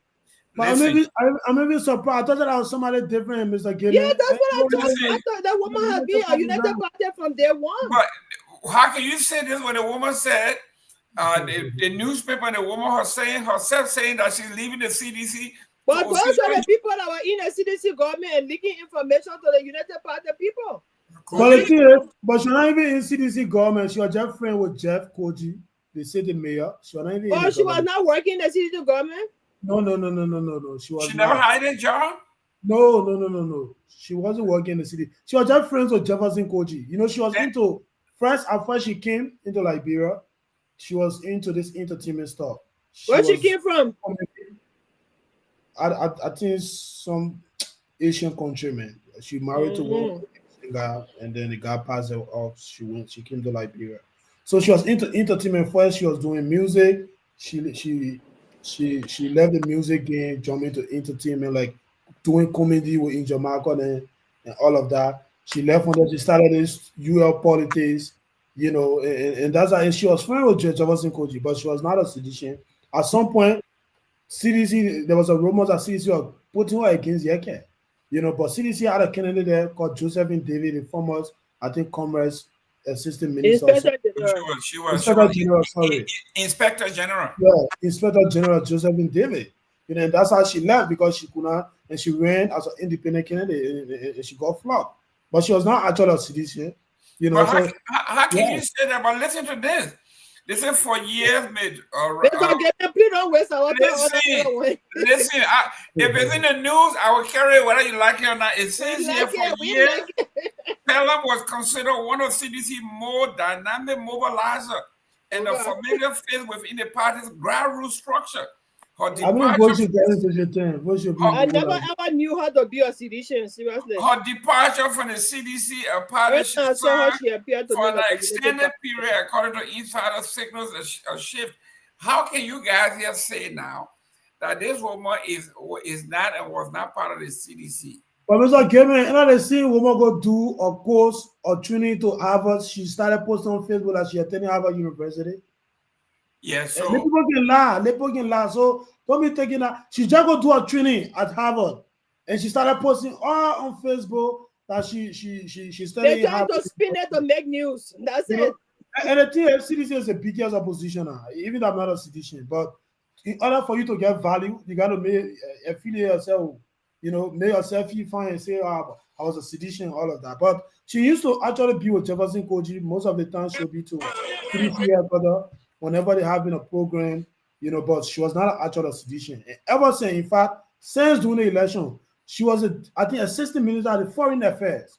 She had an issue with the ambassador, with the foreign minister, Madam Sarah Goslow, and then I think. And the United Party appointed her, right? Of course. She didn't have a job now doing the CDC regime. The United Party appointed her to that position. Yeah. Listen, Jan Maboro, Jan Maboro, you say you see, when it comes to CDC, all of them coming after me now. I didn't read this story. I wouldn't read it. It's in the paper. Let me eat my cake, and get eat your cake, that you came from women of Liberia. I call it women of substance from Liberia. I can see the show on Facebook. I don't know why. Yes, if you only, somebody just sent it to me. I just reposted it. Okay. But I like what you guys did this weekend. I saw those beautiful ladies. Yeah. Actually, it was a very unique, beautiful program. Liberian Women of Delaware. We're trying to undertake a project for underprivileged women in Liberia, to provide a lot of stuff for them, a lot of stuff, a lot of big stuff we are thinking about for our country. So, and it's a diverse group, but all they got their own party, okay? We all come from different, but we come together as Liberians to work for our country. So that's the amazing part about it. So what was that show all about? What show? When you got raising money, or what was it you were doing? Yeah, well, that's the thing I'm telling you now. We're raising money to undertake a lot of projects for underprivileged women in Liberia. That was the purpose of the fundraising, and we raised a little over $10,000. Whoo! Yep. Well, it looks like we have to apply to. How do we apply for money for help? Because me and Seleke. It is upon every Liberian to undertake something for your country, regardless of party, affiliation. We have to do something. Our country, the United Party, from everything I've seen, they are carrying our country down the drain. They're not doing over. The people are just focusing on amassing wealth for themselves. Period. So we're when Joseph Boakai pretends as if he's fighting corruption, he does do small things and they can't praise him on Facebook. Yeah, the papa Syria, and Syria government, nothing. The old man is a cook. Let me say it. Let's move on. So we're going to file a lawsuit against you. We raise money and you'll say only for women. Oh, but that's focus right now. That is our focus. We might do other things, but this is our focus. You know how many girls in Liberia? Some of them, like one of the stories we saw the other time. I don't know what it was on Facebook. Some kind of story I saw about this girl who was menstruating. Her clothes were all messed up. She didn't have any access to pads, sanitary pad, and all that kind of stuff. Our women are going through a lot. They are going through our girls, especially the young girls. They are going through a lot. Mr. Gayman, when you see the people in the country, you don't see the kids all over the street and no job. Nothing to do. Absolutely nothing to do. So, if we can be a helping hand in that direction, I'm pretty sure our president, they will probably discuss on other things for us to do, on a general level. But right now, our focus is our women. We are still going to sue you for discrimination against men. Seleke, you with me? Seleke, now where you, man? Mr. Gayman, can we talk about this cleaning up exercises these guys had during the weekend? We're going to talk about it, but can we sue them? Are you with me? I want to sue these women. What? Ask the question. Okay, he's not with me. I'm gonna gather men who are with me on the same page. We're gonna sue these women from. We're gonna make Sarah as part of the suit. We're gonna make Jen Moboro part of the suit. Theola Gibson, all the women that I was privileged to meet Abby Tyler. She came to our program. Oh, thank you for adding her name to the lawsuit. Abby Tyler. But anyway, ladies and gentlemen, I saw you guys. You were splendid in your outfits. Liberian women are beautiful. You guys beautiful women. You young. Women with substance. Women with substance. Exactly. That's what we are talking about. You are leaving a legacy. It's not like I keep saying to the folks, we will not take it with us. If you are fortunate to have a job and you have a place to stay and you are living daily and you are looking good, when you fall on the ground, wherever you are, they won't ask you how much you had in your bank. Somebody have to pick you up from the ground, put you in the ambulance, revive you before they even check for your ID. So whatever you can do to help, it shouldn't be big when I get enough, because you will never get enough. You will not get enough, absolutely. Give as much as you can. And let my Edison lead your own with God. Okay, let's go. Let's go to the cleanup campaign he wants to talk about. We'll talk about our issue. But there was a video that I saw this morning around, for some reason I woke around 3:30, and I saw Kwame Weeks, Opa Kwame Weeks. He posted a video, or he was covering a story in Monroe that was just disheartening.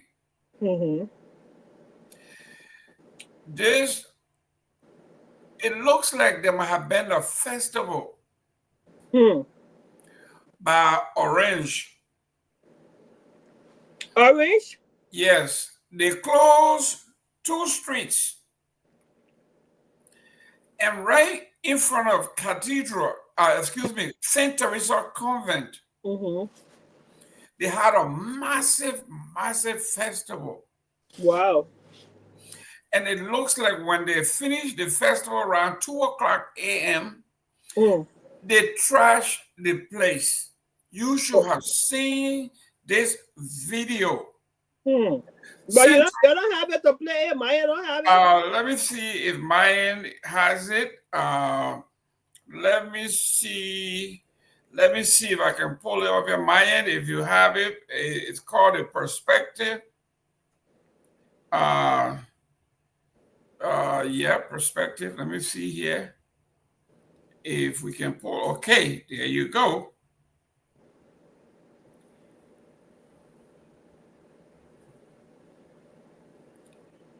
This is, I will play the video, but this is just something for you to see what they did to that place. They left this place in total mess. And he took special exception to this because these folks will not do some of these things in their own countries, but they do it in our country. They come out here and they mess up our country and then leave. They wouldn't do these things where they come from. While we are talking about that, let's go to what this young man is talking about.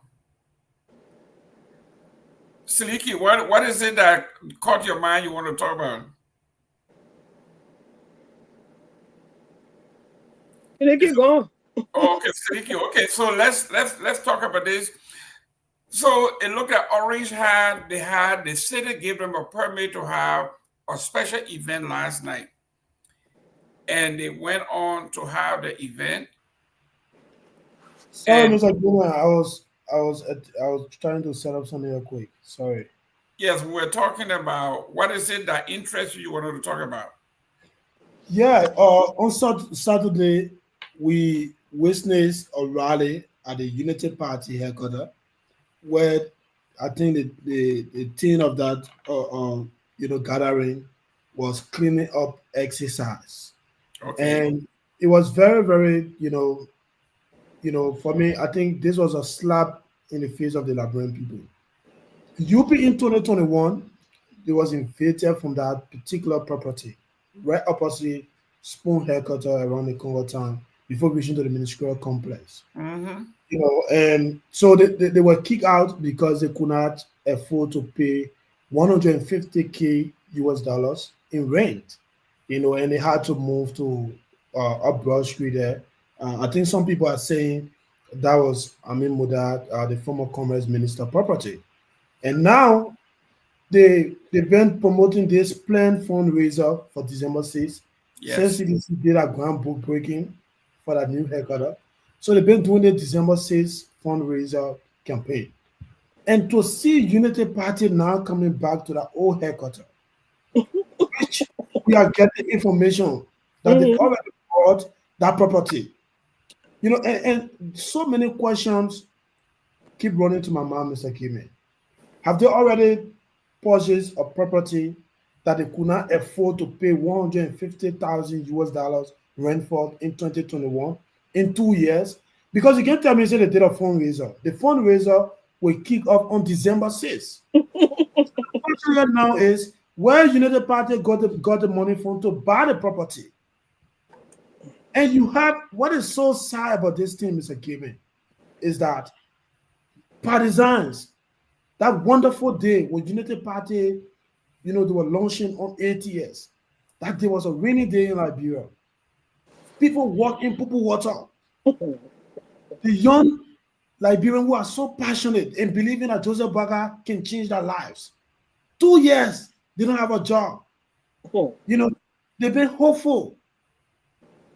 The recent audit that was conducted at the executive mansion confirmed that domestic staffers at the presidency or the executive mansion are relative of the president and the late Minister of State, Sylvester Pewee. Liberians who work under the sun and rain, they don't have a job 2 years. But these guys, they are already buying their former haircutter just to compete with CDC. So there is no competition about improving the lives of Liberians. And these same people, Mr. Gayman, if you talk, they say, oh, it is our right to support anybody or to affiliate with anybody who wants to affiliate with. The Constitution gave them that right. But here is the thing, though. When that specific article within the Constitution of Liberia provide the opportunity to affiliate yourself with any political party you want to, it means more than that. And I will give you a simple example. In the US and most developing countries, Mr. Gayman, to drive, you should be 18 years old. But because your son is 18 years old, will you give your car key to your son to drive you when you know your son can drive? Because the law says? The answer is no. Your son or your daughter must know how to drive. They must learn how to drive. And have a license. Exactly. Before you take a race to give them your car key.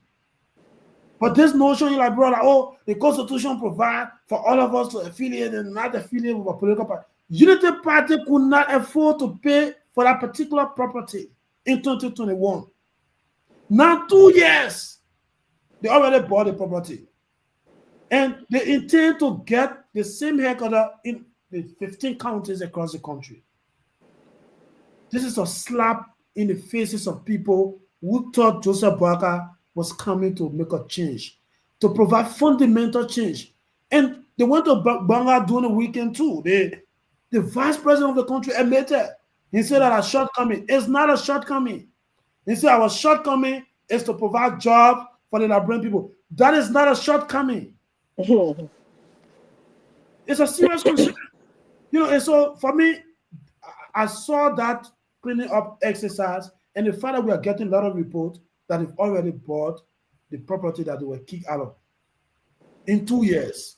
Where they get the money from? The fundraiser is December 6th. December 6th. I think the day they had that clean up exercise was the 22nd of November. And December 6th will be the fundraiser. So where you get it? The building. Or maybe they won't tell us that they take on credit. So, oh, allow us to come there. After our fundraiser, we'll pay you. And this is sad, 1 minute. This is in front of St. Teresa's Convent. So if you went to St. Teresa's Convent, this is what they did to your campus after their party last night. Well, who launched the party? You say Orange? Orange. Wow. Orange had one of those promotional. And they left all that trash over there like that? They trashed the city, that whole block. Wow. In front of St. Teresa's Convent. Right in front of the school. You can't even enter the place. Jesus Christ. This is what the guys are talking about. These people cannot do these things in their own home country, but they come to Liberia and do this. But Mr. Gayman, that a Liberian is said dirty like that. Not the people. The Liberian is said dirty like that. Yeah, but that was that though. But doctor, in this country, when you are hosting an event, they give you a license, and under the license, you will clean up after your event. Sure it's clean. You have your license, you have your insurance, and you sign a contract to clean up the event spot, leave it exactly as you made it.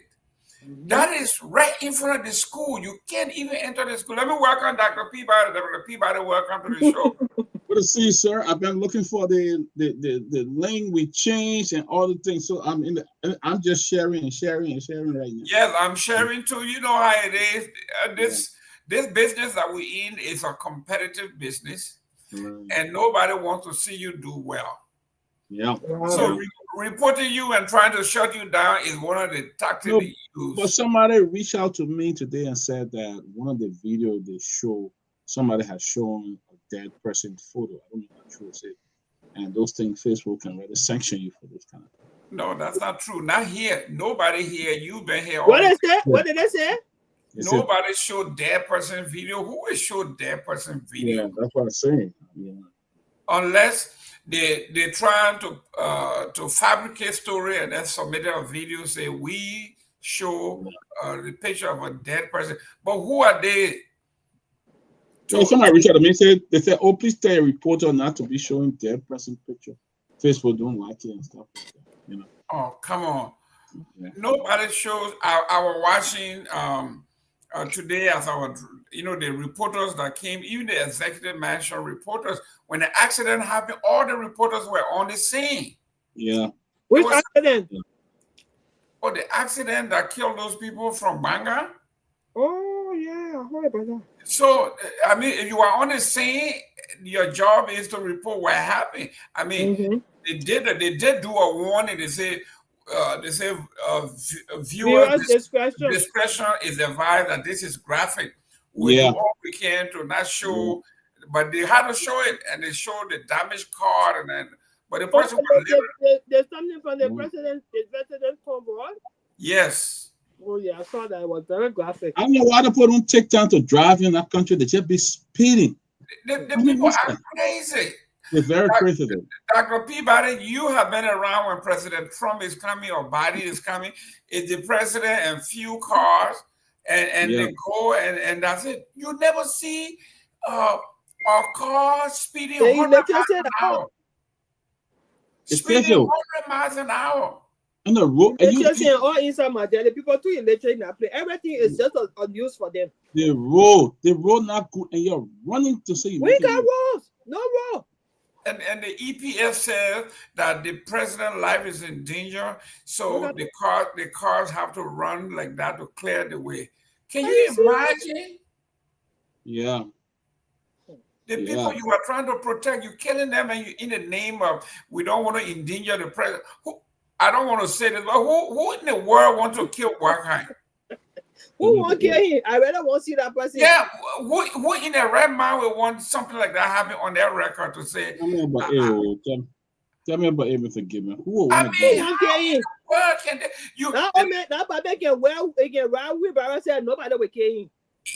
That's what he said. He wasn't afraid. He said, I will ride a wheelbarrow to the executive mansion. But he know ain't nobody wants to kill him. But it's a Liberian thing because I remember 2019 or 2020, Joey Howard's car, the hard convoy also killed somebody. Take time to drive. Dopoh should be fired and persecuted. A lot of them not even going to driving school. I'm telling you. I know. And this man who killed these people today was not even ahead of the car. He was the last person behind in the convoy. So how the president have passed? Very sad, seriously. Very, very sad. The president have passed. Why are you driving? Where are you flying? What are you running for? You should persecute them or fire the kind of thing. Nothing will come from other end. Nothing. That would get that cartoon. Of course, nothing will come out of it. You go look for something on 5K and give it to the family, and that's it. That one will pay cover for the damages that the family going to sustain for life, forever. That's exactly what they're going to do. Yeah. Look for something like small money and give it to the family and tell them, say bye. We're finished with that. Yeah. Okay, we got here. The next story here is ridiculous. Dr. Peabody, something embarrassing happened last week when our IG went to Sierra Leone to visit the vice president. But I thought you finished with this story. No, that one, I mean, the guys, they keep sending it to me, and I couldn't be. I thought it was an AI thing. Really? I thought it was fake. But then when I watch it and look around to see whether there was an actual human being into the vice president's office and trying to go into the shot of the president, the vice president of IG to content create with his phone in his hand trying to do, and they pour him by his pants. Can you imagine? Pour him by his pants and say, listen, we don't do that. So what happened to all the training that these people said to do? Can you imagine President Trump and Zelensky or whatever his name is sitting talking and then that's somebody just come running in the back with security, breaching security. Wow. So what has become of us, Dr. Peabody? What is going on in the country? Lack of training, Mr. Gayman. Lack of training. Lack of manners too. You know, lack of manners. They got no manners. You go in somebody's heavily protected security zone. But when they didn't know that this man was a vice president. He knew. He couldn't do that. He knew, but they ain't got no manners. That's what I'm talking about. Okay. You got no manners. You go in somebody's office. Right. Even without vice president, just go in somebody's office. Yeah, I mean, even going behind the person. Yeah. It's not even right. In the shot, in the camera shot. You go in there and you having your phone. They went to pour his pants behind. Yeah, they had to get him off because that's a security breach. That's a security breach right there. They had you flying all of that place. I said they had a man. I said they didn't push him. They grab him by his pants and pull him out of there. They put like a lot of men like brush here. Where they go? That's ridiculous. That's a real security breach there. Yeah. I mean, and how would he not know he a security man as well? How would he not know that? Well, can you imagine that these people, they go into the foreign service, they get trained on protocol, on mannerism, but to even make matter worse, did you see the president today? They show a video in Banga where the president was sitting and having guests and how his leg, both of his legs. That the people send a link to me. I want to be reading the comment. And the president had his feet. I can see it on the centerpiece on the coffee table. Who does that? I mean, Dr. Peabody, what is going on in this country? People got no training or they refuse to learn. We got definitely everything, my brother. And especially now with cell phone, they can get jumped. I went to a funeral one time in Monrovia, Mr. Gayman. I'm just greeting the bereaved family. Soon the guy see me, he just come, started going, taking me live, taking my picture. When he saw you? Yeah, I said, dude, I said, I put my hand. Are you serious? Why are you taking my picture? You don't even know me. Why are you doing that? Maybe he recognized you from TCA. Yeah. He recognized me, but the fact is, because he saw me with some people like a lady and was shaking hands, hugging them, he thought that had to go there and start publishing things and lying on people. Oh, yeah. That's what they do. They're looking for money from Facebook. Now, Facebook, digital, whatever. I got my first $20 today. But how? I mean, you want to tell me the chief of protocol, the office staff, couldn't tell the president you are on camera. You can't do this. You know, and they just went on recording and it went on forever. Yeah. At one point, he closed his eyes like I thought he was sleeping. Yes. Then he took off his hat. Especially the show on Facebook, but our other page just got a sanction, so we're using this page. So please subscribe to this page so that next time we come on, you would know. But we are on Facebook. Yes, we Myean came and made it clear to us that if you are on our old page, but the good thing is that we are on the radio and we are on YouTube. So that's good. And we are on this page. And we are on this page, which is the alternate page. So that's it, guys. I keep sharing myself. I put it on my page to let the folks know. But that's what you share it to your page, huh? Huh? You share it to your page? Yes, I did. Yeah, I'm sharing it every I think this page will be the main page. So I think people just need to subscribe and we'll get them on. Because the other page had almost 75,000 to 80,000 followers. That was the original, right? Yeah. Yeah. So guys, yeah. So you know, it is just one of those things that, look, I don't care what you say about the Congo people. I'm going to bring this again. Y'all go kill me. Y'all in trouble. Yeah, y'all go report us all you want. But can you imagine with President Talbot in his office and something like that happen? Have you ever seen President Talbot where all your grandfather will say all they want to say? Have you ever seen President Talbot we're talking about uncompromising position? Will you ever see that? Will you? They give me to a train. Yeah, but this is what I'm talking about. It's not only at the train, but when they come abroad and get trained, when they go home, they apply what they learn. The last time you had a police guy here say he was deputy, I went to FBI Academy and I did this. Then he went home and became one of the worst human beings. And I put him on the spot and he was upset. Are you applying?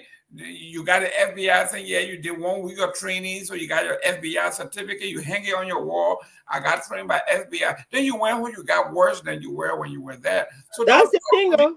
That's the thing. People learn a lot of things, good things from the Western world. When they get to their own country, they do different things. They do worse. Yeah. Instead of being an example, you know, to teach people over there something different, they become even worse than the people. Look, during Liberia, worst time when Ellen was president, when there were chaos everywhere, guess who was in charge of his office? You're telling me who was the first Minister of State for Presidential Affairs under Ellen? Ellen was for Presidential Affairs? Yes. I know. Was it not Natty Dewey? No, man. No, hold on. Don't talk. Was working there. Don't talk. The man who just died. Who died, man? The bright guy. Yeah, that guy. No, the man who just died. Crispin. Crispin. No. Willie Knuckles. Willie Knuckles. There you go. Thank you. The honor Willie Knuckles, you would do. I mean, when things were rough in Liberia, when there were chaos everywhere because the government had just come in, they had just taken over from the interim government after the election. They were putting government together. They were doing things. They were doing everything. Just imagine how rough it was. And Willie Knuckles kept that shift tight. Yep. And you're going to sit over there and the president got his feet on the coffee table. Yeah. Where when guests come, they get their water and everything else, and the people got their food on the table, cracker, little hors d'oeuvre here and there, and the president had not even, with his feet falling in his shoes toward the camera like this, and you wonder who is the chief of protocol. Who is the press officer in that office? I know. Who is the press officer? Hey man, where's McLean? Where is McLean? Yeah. I mean, you're calling too much. Those boys then. You never saw that thing happen. Even Dopoh, you didn't see that thing. No. When Grace Bay was here, whatever left the president's office had to be coordinated. Everybody knew, everybody was on the same page. Yeah. Even when Witherspoon, briefly when he was chief, I think he was chief of staff of protocol officer. You saw him everywhere, putting people in their spots where you supposed to be. When the president is speaking, the camera is on the president and nobody else. Yeah. Even if the president was in a compromising position, he would say, do only headshot. Do not show anything from his shoulder down. Yeah. Then you want to sit there and say the Congo people did, the Congo people that. You have to learn a thing or two. Let's talk. Let me torso and torso. You have to learn a thing or two. Remember the given. It's a given. Yes, sir. Right now we have our indigenous Liberian in power. They're not acting like Congo people. No. These people are not. Congo people didn't behave this way. They're acting like Congo people on the only indigenous people. Congo people didn't wear those kind of lousy colors all over the place. Congo people don't be on TV chewing gum. Can we move on? No.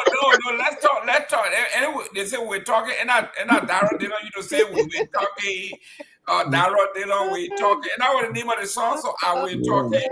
TCA, we're talking. Listen, you want to come on this show, you can come. If you don't want to come, that's fine with us too. Stay where you are. But you can't come here and chew gum. You can't come here with your shirt open. You can't come here and talking all kinds of ways. Space jumping from your mouth. You can't do things here.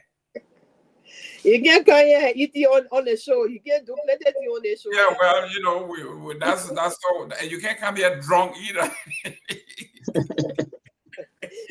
But listen, we have to point these things out because you are representing our country. Just imagine that shot is all over the world, right? Oh, that thing gone. It already gone. With the IG camera, man, people pulling him by his pants. Can you imagine on national television?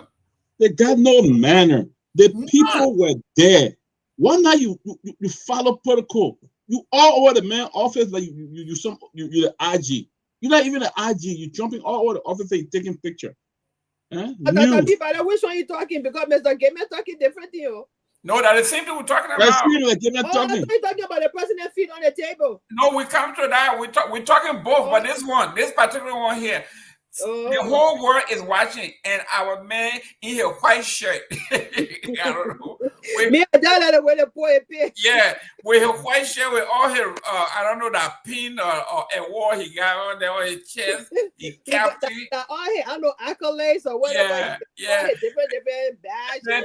All that thing, you're not representing that thing. Come back here. Go right where you belong. You belong right back. If you got all those things, you should know better. You're supposed to know better. If you move up the rank, there's a reason you move up in rank. Absolutely. When you're behaving like a rookie, you don't have any training to pull him back.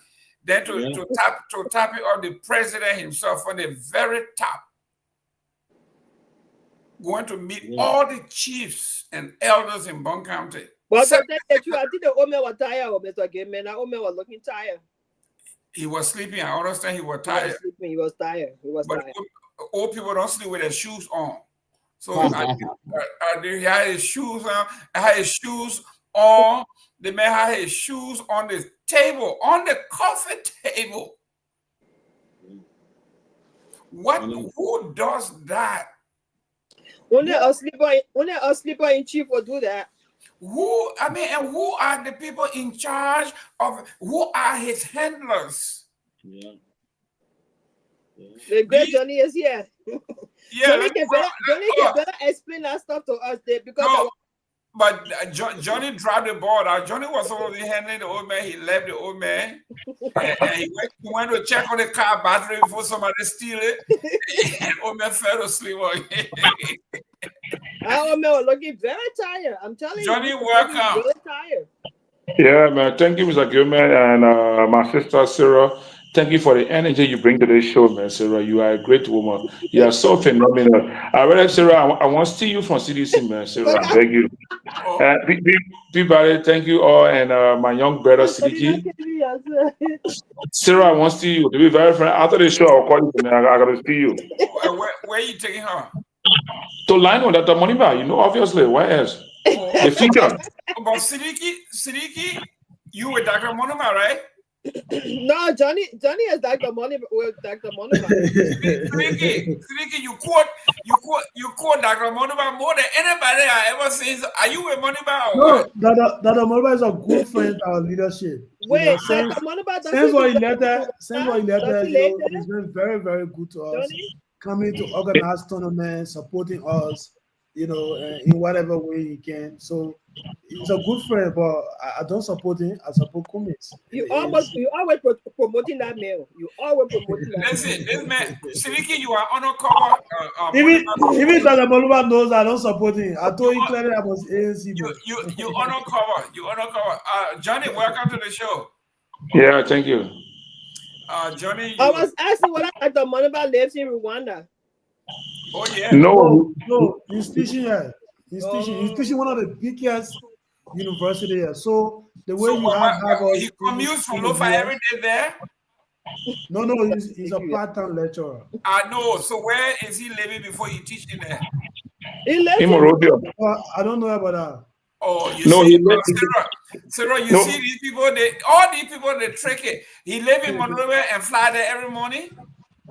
No, listen, he lives in Monrovia. He's hired to teach 6 weeks in Rwanda. So where does he stay for the 6 weeks?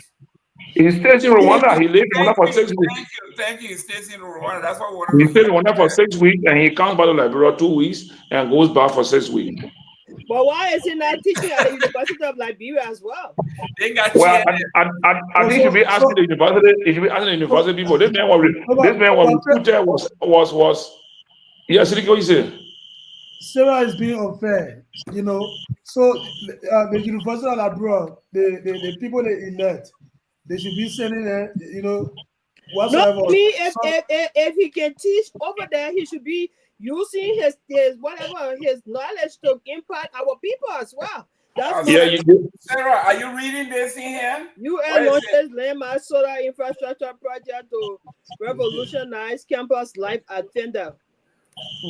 That's why he's not teaching that there's no light, there's no chairs. They can't no, that's not the reason. The reason is simple, right? But Johnny, yeah. The last time the people said.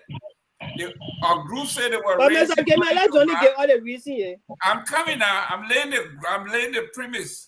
We read a story here the last time where the group said they were raising money to buy 20,000 chairs because students were standing in the LU. There were no seats. So if there's no seat there, there's no running water, there's no bathroom, there's no light. Who want to teach there? Yeah, go ahead, Johnny. So you see, Dr. Moneyba wants to teach at any university in Liberia. Again, you make yourself available, they accept you, then you will go there. Now, this Africa School of Governance that is established by President Kagame and the Prime Minister of Ethiopia and other leaders, they want to build a school on the continent that will be equal to Harvard. So they have gone out looking for the best Africans from any university in the world to come and provide knowledge there. So they always say the prophet is not respected in his own home. That is what happened to Dr. Moneyba right now. He has offered himself all these times. When the election ended, he has been in Liberia for the last 2 years. It was these people that called on him that said, look, we are scouting the best Africans on the continent that understand governance and development work. So he is teaching the course along with Lubomba, along with another fellow from Uganda, and this man, one that Antoine, who was just recently in Liberia doing the reburial of President Tomalin. Those are his course mates they are teaching the course along with. You understand? So if people out there know your quality and your own people know your quality, that's it. In fact, he just told me yesterday, one of the biggest universities in Spain, the IE University, they have also asked him, IE University, they have also written and asked him to teach governance at their university in Spain. You understand? So in addition to that, he told me that Collington had just written him now asking him to teach negotiation as Collington at the graduate level. So the young man is available. He has all the knowledge. He wants to serve Liberia and serve Liberians at any level. But if you don't call him, what will you do? He's in the country. People like to do politics out of everything. It's a political leader from a different party, so they don't want to, using and stuff like that. It's just that's the thing that destroying our country. Yeah. Politics aside, everybody that has the ability to impact knowledge to our people should be used, regardless of which party you come from. Sarah, from our perspective as a sociologist, I think we are doing politics wrongly in Liberia, because look, politics is one of the major institutions in society. We have these 5 social institutions in society, and politics is one: the family, education, religion, and and the economy. Those are the 5 social institutions that exist in every society, whether white man, black man society, anywhere. And the politics is there to make sure that the other 4 institutions survive and thrive, into the extent that society becomes better. But if politics undermines education, politics undermines religion, undermines the economy, undermines the family, undermines everything, then that politics is not politics. That politics is being wrongly used. And I think that's what we're doing in Liberia. That's what's going on. That's exactly what's going on in our country. You got a religious leader, all of them, they are political, they are compromised. When something happens, none of them can say anything because they're not getting a job. Someone else said not promoted. They can't say anything. They were so vocal during the CDC government. Now they close their mouth. Anything happening in the country, nobody can say anything because all of them have been positioned with jobs, Yeah. But let be fair to Sarah.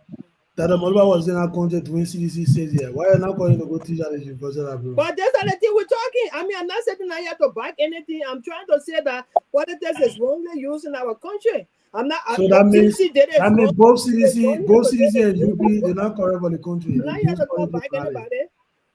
Listen, Seleke, you're not talking the truth. That's your problem. The problem here, we are talking about what wrong in the country. Then you say, they come and say anything about they're not hiring.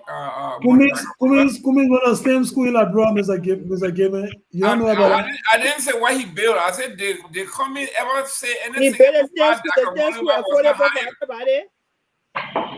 You want us to go into that? I will respond. Mr. Gayman, can I respond to that? The same school affordable for everybody. Sarah, okay, before let me answer my question. No, don't go there and answer my question. Let me go ahead, yeah. They come in make. What did you say? What did you say? CDC? Sarah, we're not press CDC. We're holding up our record. They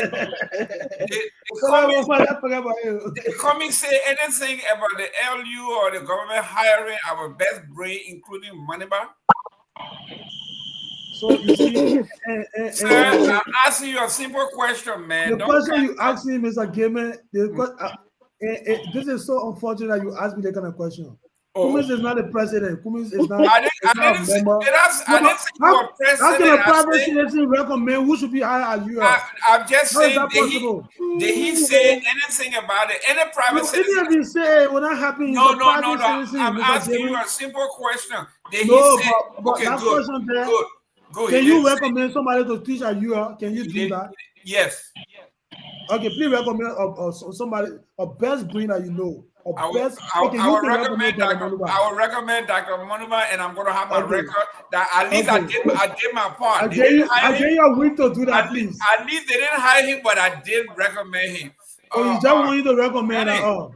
But Johnny, just go on. They call a man to teach Vendel. So I mean, Johnny, Liberia and Sierra Leone broke ground this week on ECOWAS funded Gentleman Bow Waterside Joint Project board at the border.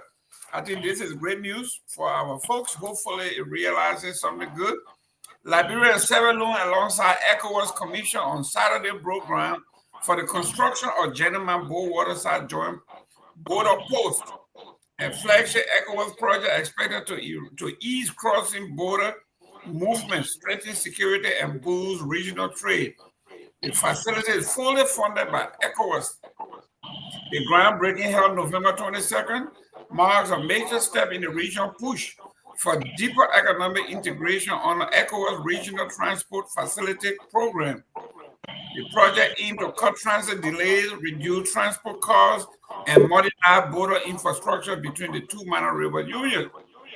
ECOWAS Vice President Myean described the ceremony as a defining milestone for West Africa's integration drive. She said the new border post will improve transparency, security, and cooperation among the African Union. Johnny, this is great news. Yeah, this is great news. And in fact, I'm happy this is coming up now. I remember 3 or 4 years ago, when I was active with the Carter Center Rural Law Program, we were intending to get involved with cross-border security and peace-building initiatives. And I had the project to go to Sierra Leone and visit the 3 districts from Sierra Leone that are bordering our counties, Cape Mount, Bapolu, and Lofa. These things were things that we're looking at how we can improve trade and security between Sierra Leone and Liberia.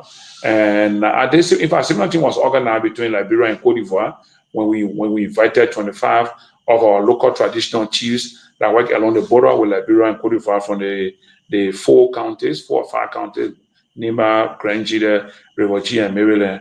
So I'm happy to hear this. This is good. This is good for ECOWAS. And ECOWAS needs to do more to ensure that our borders are protected between our countries. And in fact, just today I was discussing with someone, we need to try to even remove border lines because all the colonial boundaries do not help us. We see ourselves as Mendi and Gola and Fa on both sides. In fact, during that visit, I realized that the paramount chief in Geneva, in Pujan district, his junior brother was then the commissioner in Cape Mount. I don't want to call it Tenny. I mean, not just distant relative, but biological brother from the same parents. The one brother is in Cape Mount as a commissioner in Liberia, and the other brother is the paramount chief in Pujan, in Geneva, there, right, in that place. So I think this is a good initiative, and I really hope that ECOWAS can go beyond this and do more across the borders of the various West African countries and ensure that we have free movement, free trade to improve the economy of the sub-region. Excellent. Sarah, you think they're going to build a toll booth between the 2 countries, or should they? Well, I think they should build something. My only concern over there, it's a good thing. I applaud them for that. My only concern is I hear about making it possible or easier for trade, and we know drugs comes from those ends, especially from Sierra Leone and places we've heard that drugs come from those places. So I don't know what's going to be the protocol involved in order to tighten that area to stop the drugs from coming to our country, because we heard that Sierra Leone is infested with drugs as well, and they have been fighting on their case as well. Johnny, can you mute? They have been fighting to curtail the proliferation of drugs. So while it might be a good thing, but that part of it is my concern with regards to how, the accessibility of drugs coming in and out and all that kind of stuff. I think I'm hoping and praying that they look in that direction as well. Dr. Peabody, a few months ago, there was a high-ranking officer within the DEA in this administration when he said he was fed up. He said drug in this country, the fight for drugs in this country is a farce. He said because the drugs have permeated this country. He says the executive, the judiciary, and the legislative branches of government are all involved. He said drug is a major money-making thing, like a cash cow, and everybody is milking it. This is not from Dr. Peabody, it's not from Johnny, it's not from Sarah, it's from the deputy that was appointed by President Wyckoff. He said he was saying it because he was a patriot. I wasn't surprised 3 days after he made that remark, he was fired. Dr. Peabody, they drug thing here to fight it by arresting few guys on the street. This man is saying this thing is in our executive, it's at the judiciary level, it's in the House and the Senate. Sarah is talking about how do we fight this drug at that level. Mr. Gayman, how can I be the father in the house and smoking weed and then say I'm trying to find weed for my son to start smoking it. Exactly. Or what about I'm smoking it deep? What we're saying here, and after all these things was done, what happened today? What is little news that came out that they were training? Who went to bribe the LTEA or the DA people today? Somebody from the VP office. You see, these kind of things happening. So the old people had a parable. Said the street, your house don't sell you, the street will not buy you. That's what we're seeing happening. These things are happening at a higher level. That's why you have people arrested in Liberia, and then the court you got free intelligence from the U.S. government say these people are dealing with drugs, and they let them go free and walk out of the country. So the problem here is you can't fight it. If you had the fish get rotting from the head. From the head, yep. If they had top people not involved, what happened to Kalano? George Kalano truck the other day, and the kids is dead now. Hey, gone. The kids are gone. They die. You know, so there's no way people can be fighting drugs when you got big folks involved. And when they arrest or somebody arrested for them, then they say, "Oh no, the person didn't do it," and the kids just die. It died like a mental. So it'll be difficult, especially for a country like Liberia that's so poor, the border, even the airport. Well, the national airport, you're going through security, they got two single or three Singapore just sitting down there, going through the thing. I don't even know whether they're even checking. I don't know whether they're paying attention. Because I was online, I did not see one bag or one person blew a line. Everybody put a bag and went through. So, I mean, I don't know. And those are things the international community look at. Those are things that international flight look at for security. I mean, if you don't have it, why do you think Ghana, they have all these facial stuff now? When you're flying through the airport, you go right there, it takes your picture, and I mean your face, and you can go in and just go through security and things. People love to go to this country because it's safe. They're local put in place that the security standard, they are standard that people go by. But our country, a Lebanese man can come with a big suitcase, even if it rings a bell, they let him go. Thank you, Rosie Miles. She said the facial recognition. Gonna have that at the airport. You go there, just snap you, and then you go through and put your bag. And these guys, you got 4, 5, 7, 8 securities. 100 are checking. I mean, if there's anything suspicious, they put you off the line. Do it. Our port don't have the gut. You go to Rafi Airport in the morning. Now, one person that they ought to say, "Put your hand on, I will check you." I was there and I was observing all last time. When out last week, I was observing everything. I'm like, you know, so it's almost impossible, man. It's impossible. Yeah. Johnny, you know, you understand the culture very well. When you look at what, I don't know if you saw the video this morning, but a young man, Mr.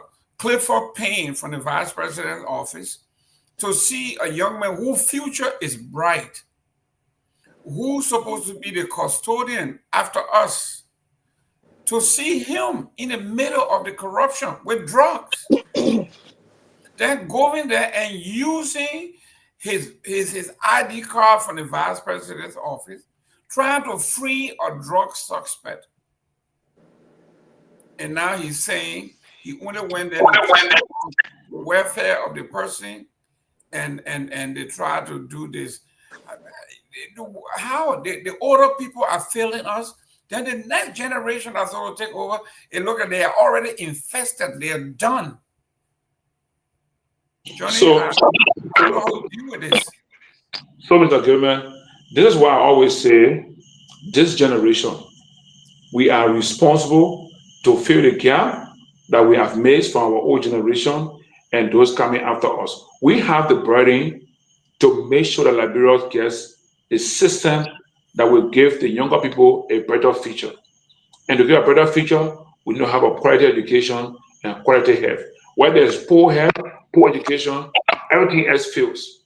Now, I know, and you know, I'm not too surprised, and to see a young man coming from of the vice president and going to say, "I'm going to seek out somebody's welfare and other things." Look, the president declared drug as an emergency situation since he took over. So in that instance, nobody from any public office should even be trying to play around drug business. Once you heard it from the president mouth, president said the drug is a state of emergency in this country. So to have somebody who is suspected of dealing with drug being arrested by the drug enforcement agency, then you go to say I want to see somebody. I tell my children, if I just hear the issue of drug or rape around you, I'm not coming there. I tell my children in my home that's the first rule I gave in my home. Today I will leave in Monrovia. I told them I'm going. If I just hear somebody involved with rape or drug dealing in the neighborhood, just know that I'm coming there to start bringing food for you. You will defend yourself. You understand what I'm saying? So I don't understand how people in the government will not take this president's mandate or president's instruction that drug is a serious matter and is an emergency. So to see a staff from the office of the vice president going to intervene into say I carry medical water or I carry his food to eat, it should not be the case. You should set the standard from the office of the vice president. That's where the standard should come from. If you don't go there, people say, yeah, they're serious. The young men and women at the DEA are struggling. Why's their pay so much? How much are they paid? But they are up in the cold, in the rain, in the dark, everywhere around Monrovia, trying to make Monrovia, Liberia, safe from drug. Then someone is arrested. Then someone leave from the vice president office in Kosu to go show what. That man, they should have let his legs in the air and his hands be down. You know what I'm saying? To tell him and all to behind him that there's no compromise for drug in this country. Because the guys at the DEA, they are working to defend Liberia and prepare the future of the young people that are not even come in contact with drug. So I really hope the vice president is not involved with this matter. Because again, if a staff from your office goes there, you got to set an example as a vice president of this man, even though he's working in your office, but his action is not your approval. And I don't know how much strength he has to defend him because the public will not want to believe that he's not involved. And so in this difficult Liberian political situation, I find it hard for him to have a person from his office being involved with the kind of matter. And to his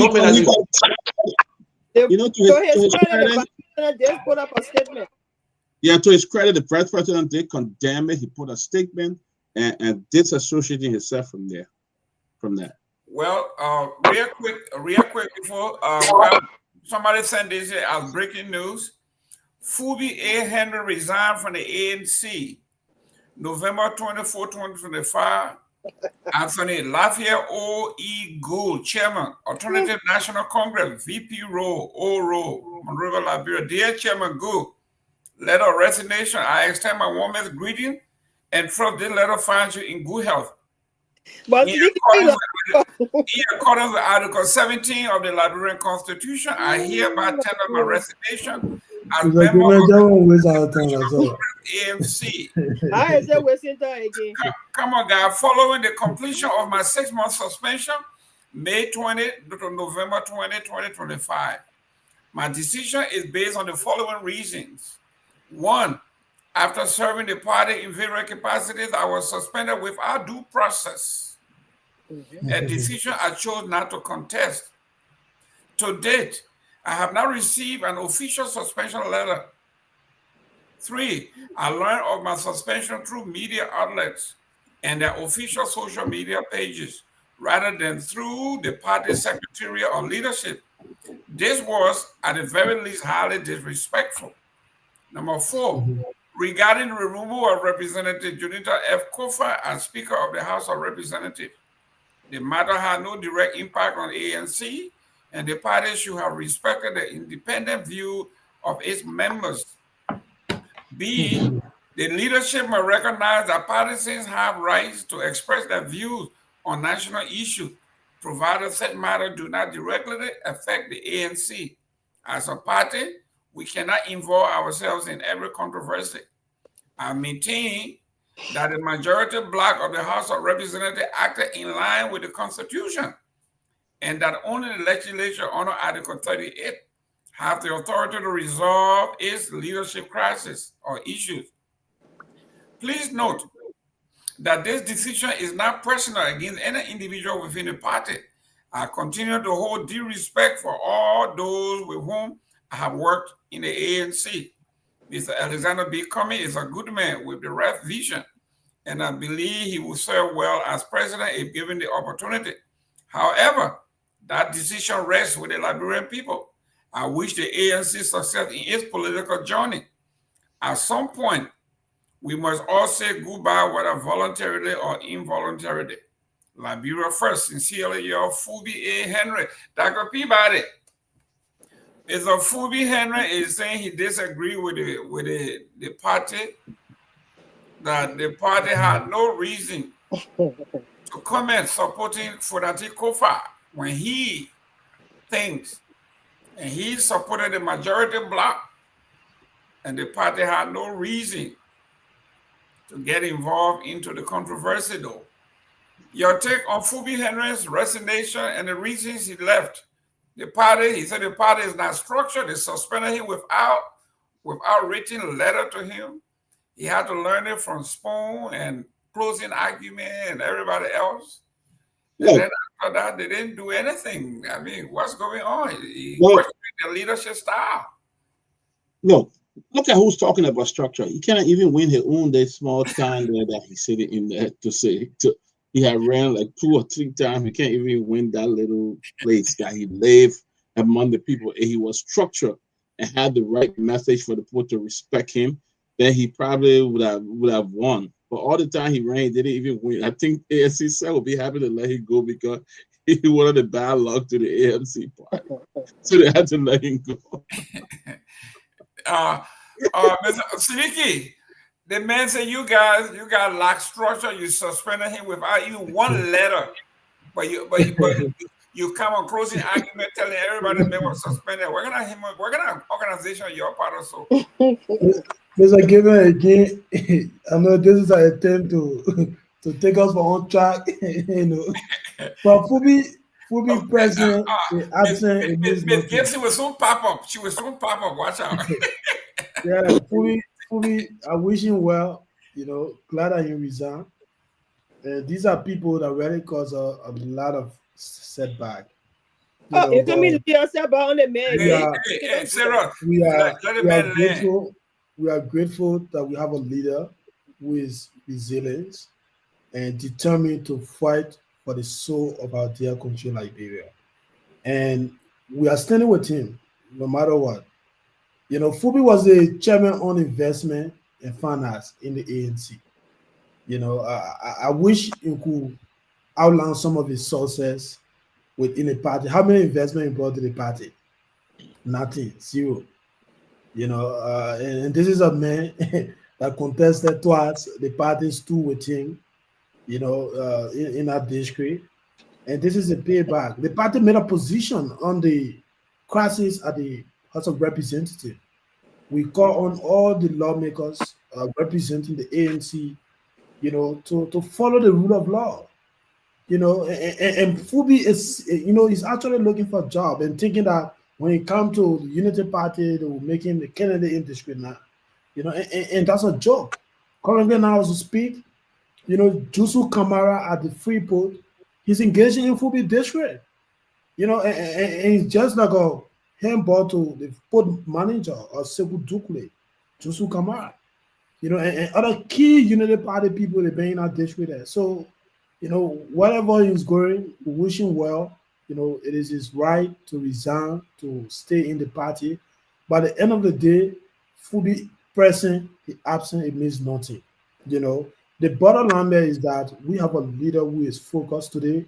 Mr. Kwame served as a keynote speaker at the, you know, high school student council inauguration at SDA High School in Painesville.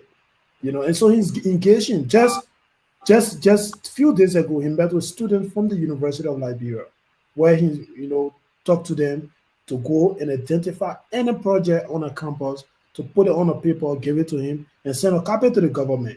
And what he is able to do in his capacity as a private citizen, he will do that in an effort to help the student community. So, Phoebe hearing every day on Spoon, you know, even if the government does something that is clearly not sensible, he will defend it, thinking that they will gain a job. You know, and as I told you today, Mr. Gayman, Fubi being opposition saying we are done. You know, maybe it may not want to be opposition up to the 6 year, UP will be powerful. You know, the opposition life is hard for some people, Mr. Gayman. So you have to get the passion for a better Liberia to just withstand, you know, the difficulties that come with speaking truth to power, holding government officials accountable and all of that.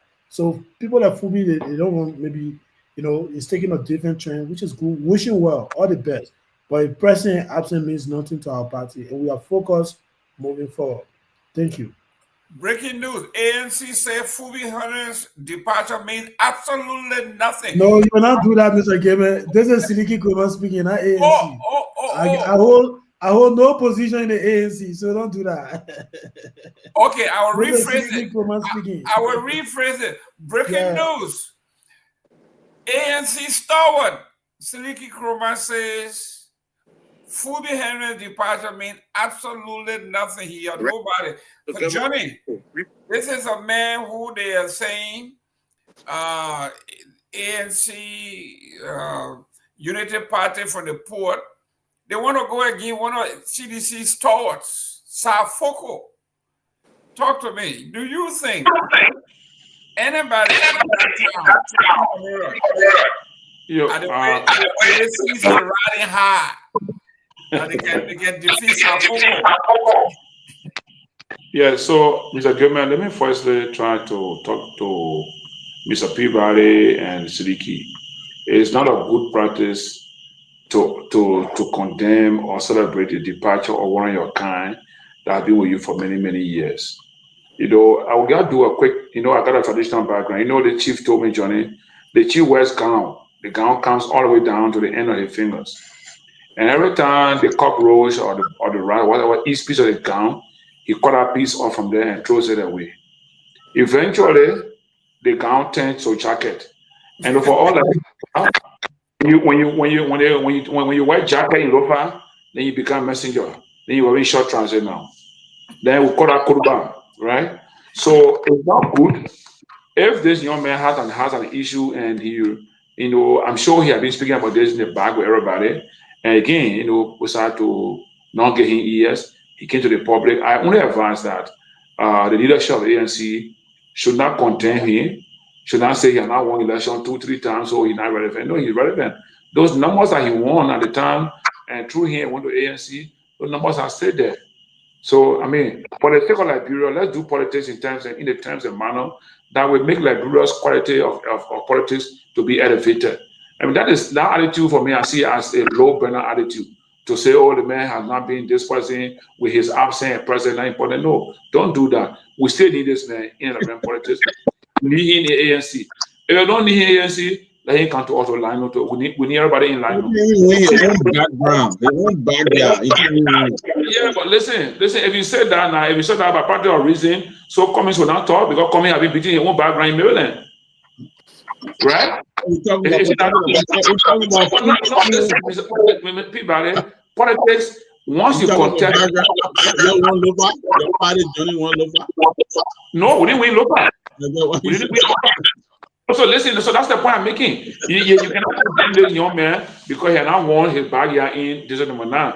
If you take that up as an issue, so then coming around. Okay, then let's start right there now. So the issue is, even us in Lofa Lino, CDC and UP want us, even in our own district, they want us, right? So we are taking that as a lesson. We are working extensively to make sure that we get back to take ownership of our district and other support area. I'm just saying, for the purpose of our Liberian politics, let us not learn to always discard or discount each other.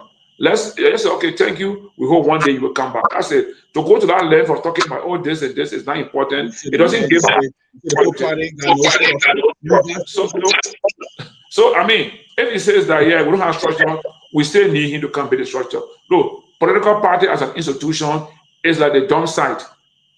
The dump site, you throw everything there, you throw away there, but eventually you go there, wanted to get something from there, and you need something. So that's a way to get to sure that politics be and so that it can elevate our standard of governance in this country.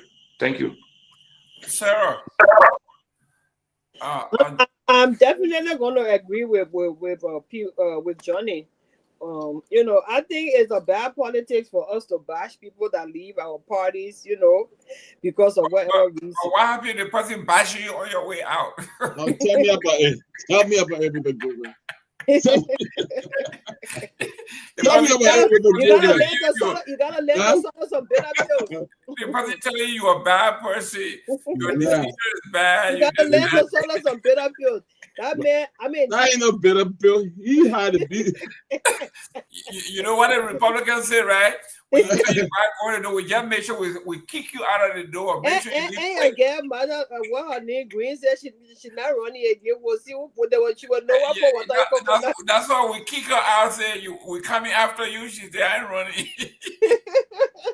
We don't play that. On a serious note, Fubi has his reason, and those reasons, in my opinion, are genuine reasons. I mean, why would you want to fire somebody and not go through the hierarchy of the party, but the man will hear it on social media? That is wrong. That doesn't show any serious structure. I mean, if you fire if you suspending someone from your party, it should go through the proper structure. It should go through the proper channel. But according to him, he got to know about it on social media, which to me was very wrong. And other excuses that he gave, I think he has his reason, and his reason should be respected. Whether he brings thousands of people to the party, whatever it is, I think, he should be respected for his view. Because I know he's going to United Party. The man always support the United Party. You know that says here now, people hungry. People hungry. So the man gotta eat. So he can be the man get point and you're attacking the man. No, I'm just saying the man can become a blogger for UP and eat. So let ANC respect the man. Yeah, the man is free. The man is free to bash other people. But the other people must sit down and say, let ANC respect the man view and let him go quietly and become a blogger. And become a blogger for UP so he can be eating small money from behind the people there. That's it. The man broke, the man hungry. What are you expecting? People looking for alliance, and y'all will still need that man no matter what. Come 2029, y'all will need that man. You saw the other man that left your party, Kanyo Barbara. Kanyo Barbara. You cannot find some major Liberian politician. Screw the other government with the hungry somebody dumb. You can't Kanyo Barbara.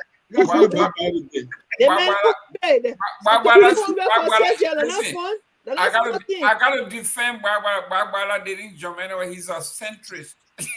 He's not a centrist.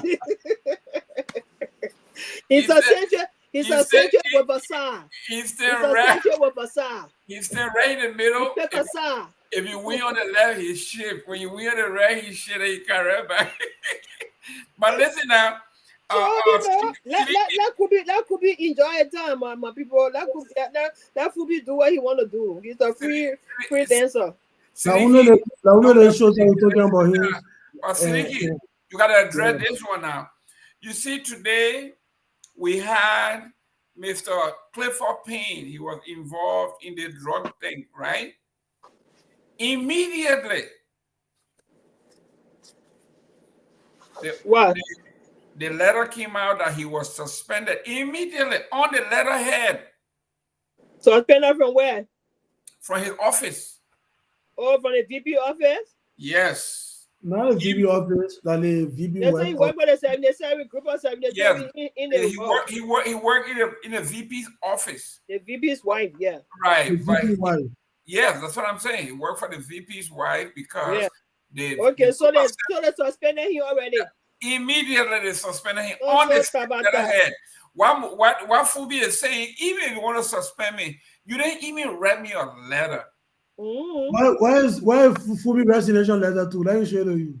I just read that letter. He just you read it from Facebook on Spoon Page, Mr. Gayman. That Spoon Page the letter here. He posted a personal letter there. That's good. I went to his personal pages there too, so that's good. Okay. You are an institution.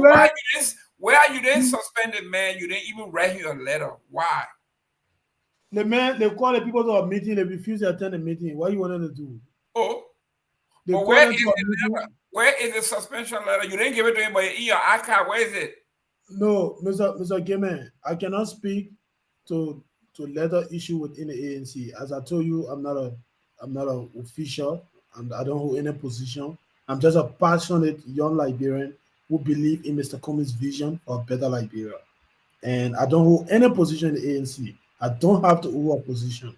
But the thing here is very clear. You don't need a scientist to come and tell you what Fubi is up to.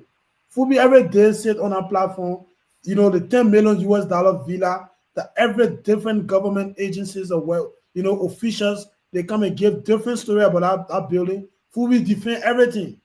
So you don't need a scientist to tell you what Fubi is up to, Mr. Gayman. What happened? The Supreme Court is the highest court in the country. They gave a ruling that the majority bloc was in error. And Fubi sit on the show and be defending that kind of thing. Say that politics. No wonder why you never won in our district and you would never win. Like one of the ANC was giving and so let go, Mr. Gayman. Why would even give Fubi letter? You deserve a letter. Oh. Breaking news. ANC star says. No, I can't be. You don't deserve a letter. Let you go. You think I thought it's sporting? You tell a man go and say, why am I getting letter again? No, but Mr. Gayman, when I be issuing a letter, why you not getting a man letter? And just say the man deserve letter. Yeah? So the man don't deserve a letter, let you go. The man result to only see Facebook. You know what I think? You know what I think? Mr. Gayman, you know what I think? The next breaking news was here. Fubu Henry has joined United Party. But that will be the next breaking news. Trust me. Ain't she kind of Baba going to? Ain't she kind of going? I know. He already gone. He may join CDC. Who? Fubi. No, he was join United Party. Why you say no? How you know? The man is a blogger for United Party right now. How you know he will not join CDC? CDC in power. I don't know John CDC. Exactly. Thank you. Are you being power? Are you be project? Are you controlling the coffers right now? Kanye Barbara, all party one of the most deceptive human beings I ever seen in my life. And Kano was one of the guys that made the CDC government, unfamous. He was one of the guys. How? Okay, accurate, Tama, other people. Of course, you have to understand when we used to be at the LSC. They can't stay hunger. Yeah, they can. Listen, people can stay hunger. That you can stay hunger. You will. Those are dangerous people. Those are dangerous people. Can you not eat for 6 years? You will die. But Baba, I can eat. That man is a lawyer. He's a lawyer. He can eat. And he teaches at the University of Liberia, so he's not hungry. He's not really that hungry. Well, now you got a point. He's not that hungry. But if you want to eat lobster, that pay from the university can't give you lobster. Well. But okay, guys, let's move to the next story here. I know we're running out of time here. It's a Banga. Vice President Jeremiah Kwan has reaffirmed that the 85 earth-moving machine promised for nationwide rural rehabilitation will arrive soon. But again, he stopped short of giving specific date. A detail many Liberians continue to wait for as road conditions worsen across the country. Speaking during the National Assembly of Chiefs and Tribal Governors in Banga, Kuhn said the equipment is central to President Joseph Boakar's arrest agenda and is intended to reopen farm-to-market routes and improve national connectivity. According to him, each county will receive 19 pieces of machinery, while larger counties like Bong, Lofa, Nimba, Grand Bassa will receive 2 forces. So that 19 times 2, each county going to get 38 earth-making machines. Jesus Christ. Monserrato, despite its size, will be allotted only one set because most public way equipment are already stationed there. Can't recall President Boakar's earlier comment that no Liberian should get stuck in the mud within the administration's first 90 days, a promise that has yet to be realized in several counties where road maintenance are impossible. The president pushed for the procurement because previous government managed the road passable by regular employing heavy-duty blah, blah, blah, blah, blah. Kuhn announced that the Ministry of Public Works has begun county-by-county assessment to identify sites where the machines will be stationed permanently. He urged superintendents to make land available in line with the technical specification. He also disclosed that President Walker has instructed Finance Minister Garguah to fund the construction of machine parking facilities ahead of the equipment. They ain't got the equipment yet. They're looking for funding for the park. What's wrong with these people? Johnny, I mean, look, sometimes they say... 20 people then, that's all. Johnny, they say, you know, some lie, but then some lie are just damn lie. What kind of, where is it? You get a machine here. Then what do people say? You see woman, you take her, you try it like, hey, Oh, man. Look, gentlemen and lady, I tell you, you know, we need to just try to look at the government from the perspective of propaganda and trying to save face due to its huge campaigning messages that were so ambitious to the extent that I don't see them having the energy and the strength to perform the way they carry on the campaign messages. I mean, for me, let's wait and see when will the 285 machines arrive. He said there's no date and time. Okay, so let's assume they will arrive next year. You know, the thing is, let's sit down here and discuss 285 machines. How much does it cost to maintain one to run one? Multiply that by 285.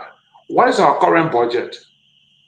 People make budget where 80%, almost 80% is on recurrent expenditure. Mm-hmm. How in my mind, in my social science mind, I'm not an economist, I'm not an accountant, just by being a social scientist, looking at society, looking at what things are happening. How in my mind are you going to convince me, or how I'm going to be sure that these machines will come and they will serve the purpose? I don't get me wrong. They might bring few on, they will do some work, like I saw the buses. I told one of my brother, I said, the buses, I use buses. He said, oh, are you sure? I said, but you can't see the thing from physical look. You don't know the thing from using and being refurbished or painted or spray or whatever. You don't know it from your physical look at it. You know, but let's see what happens with the 285 machine arriving. And like the way he said, I watched the whole video where you have 38 going to Lofa County. That's good. 38 going to River G, small River G. You're going to have 38 machines. So what's our River G? You know, 38 goes to Lofa County. Let's go back to Nima County. In 2011 or 2012, around there, Nima County bought 21 yellow machines from their money from Asla Bita. Where are those machines today in Liberia? Where are those machines? You saw them. So I would think, if I'm to advise, if the Moniba is to advise the president, if he can bring this machine, outsource them to Liberian construction companies, then you get those companies contract to do the roads. They will have the responsibility to maintain those machines.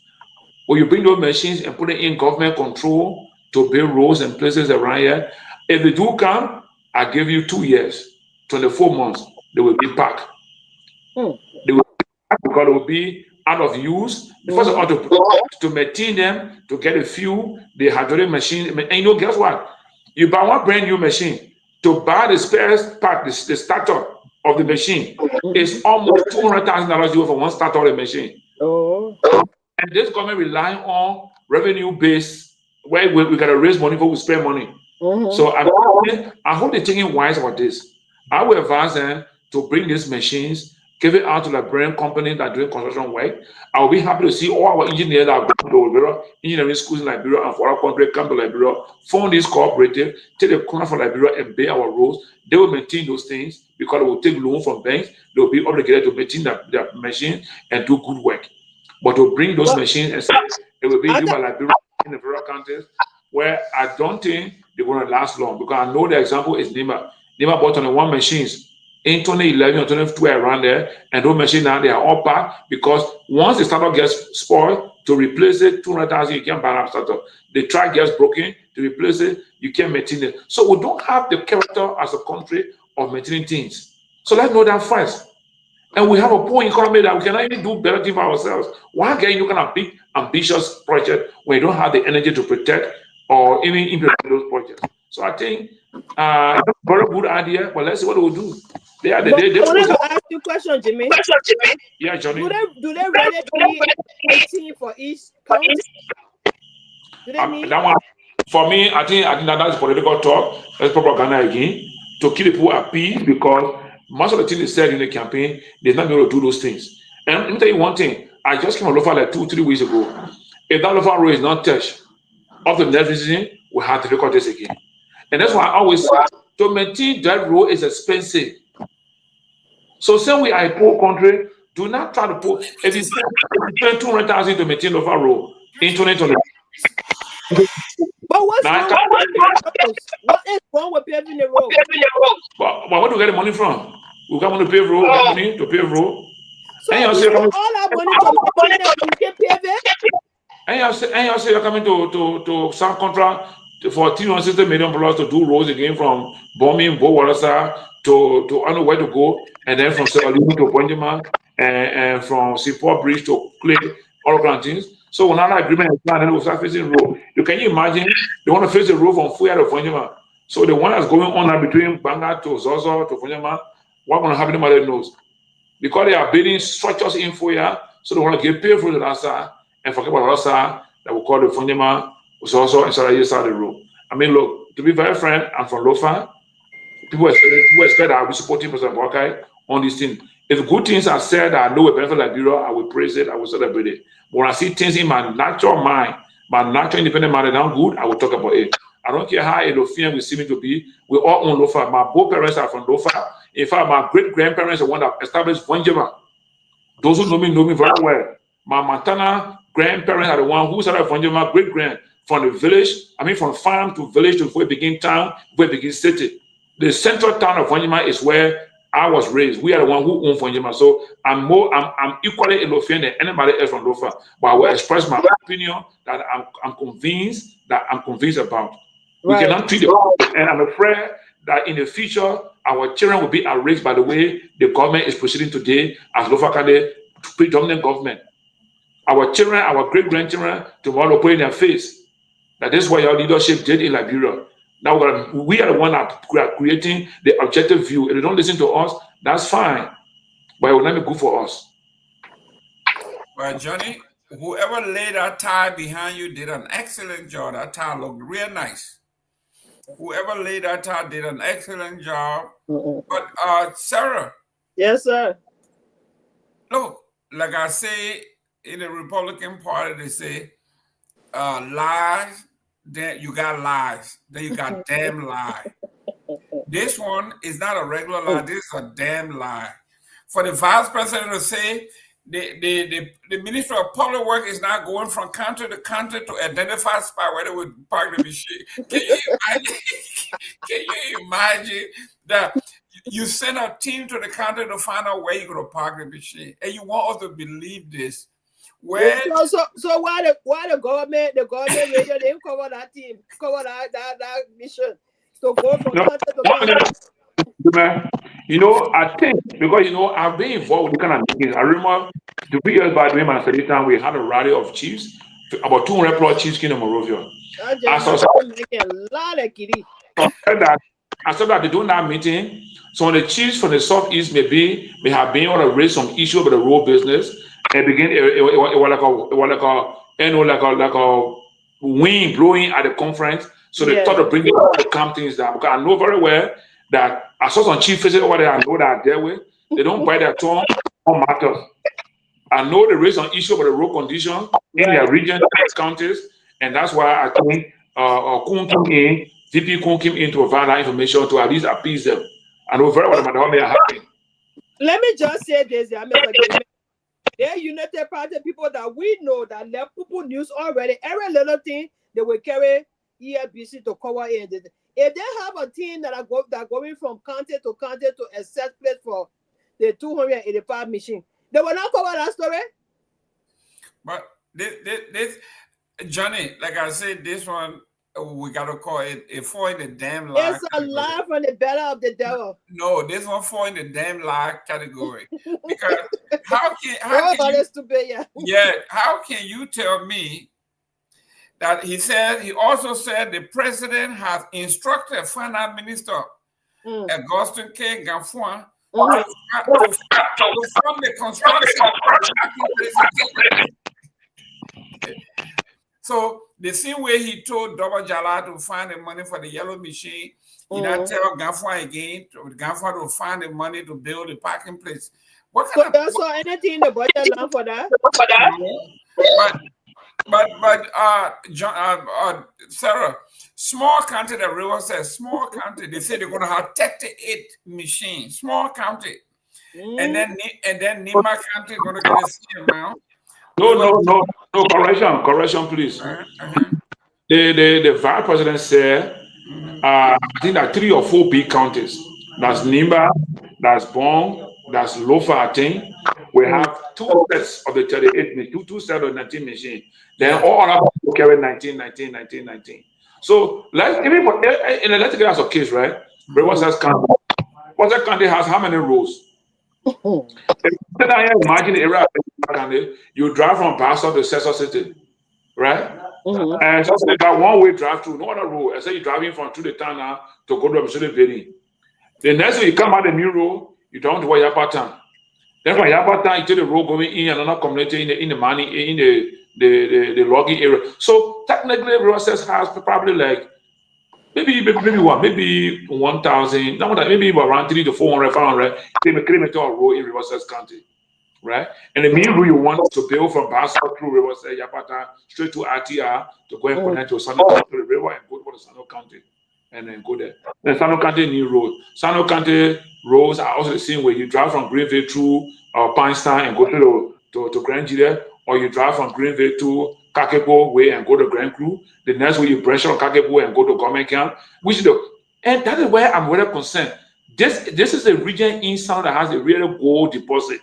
When you ever walk on Gila, I mean that Gayman and Sarah, that road is the terrible, most dangerous road I've ever really. But the people been showing the road in future, Johnny. They've been showing Johnny, one point. Go ahead. No, I went to that place, right? When I arrived in Government Camp, my whole time there, I was concerned how I get back. Because we're going, my heart was hanging, the bridges are so narrow, coming down the place. This is where you go to, you get bucket of gold, deposit gold dust. Look, my experience in that place, the horse I was lodging, I was sitting there that evening, trying to observe the town, the evening movement of people in the place. And I saw the young men with bucket of water, with sacco, with sponge, rubbing it on the foundation of the house we're in. So I said, God, what happened? What are you doing here? He said, Ochi, I'm hustling you. I said, hustling what? He said, hustling gold. I said, well, you find gold on the horse. He said, but we don't worry tomorrow. I'll show you what I'll get from here. That means even the dirt boat used to build the horse has some element of gold in the dirt. And sure enough, the next morning, the guy came and said, Papa, I want to show you what I saw last night. The beginning came with a bucket. After he had washed that day, he ripped, that he cleared from on the foundation of the horse.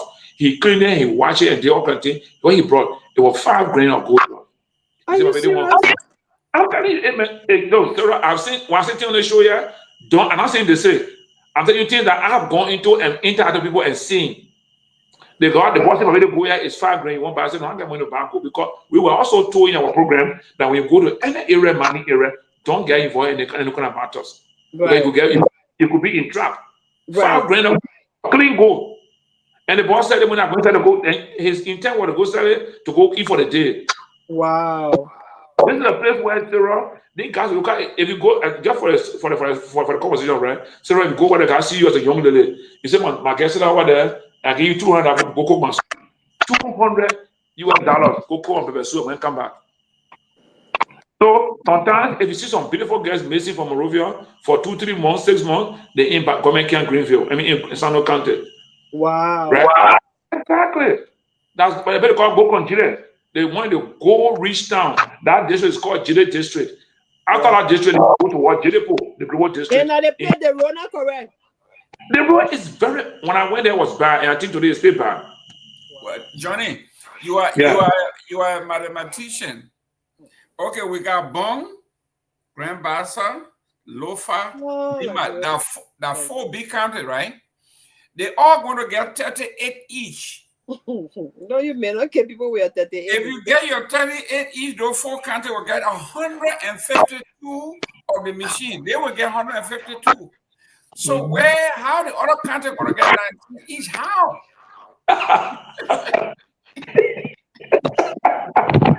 Wait, you say how many other counties going to get?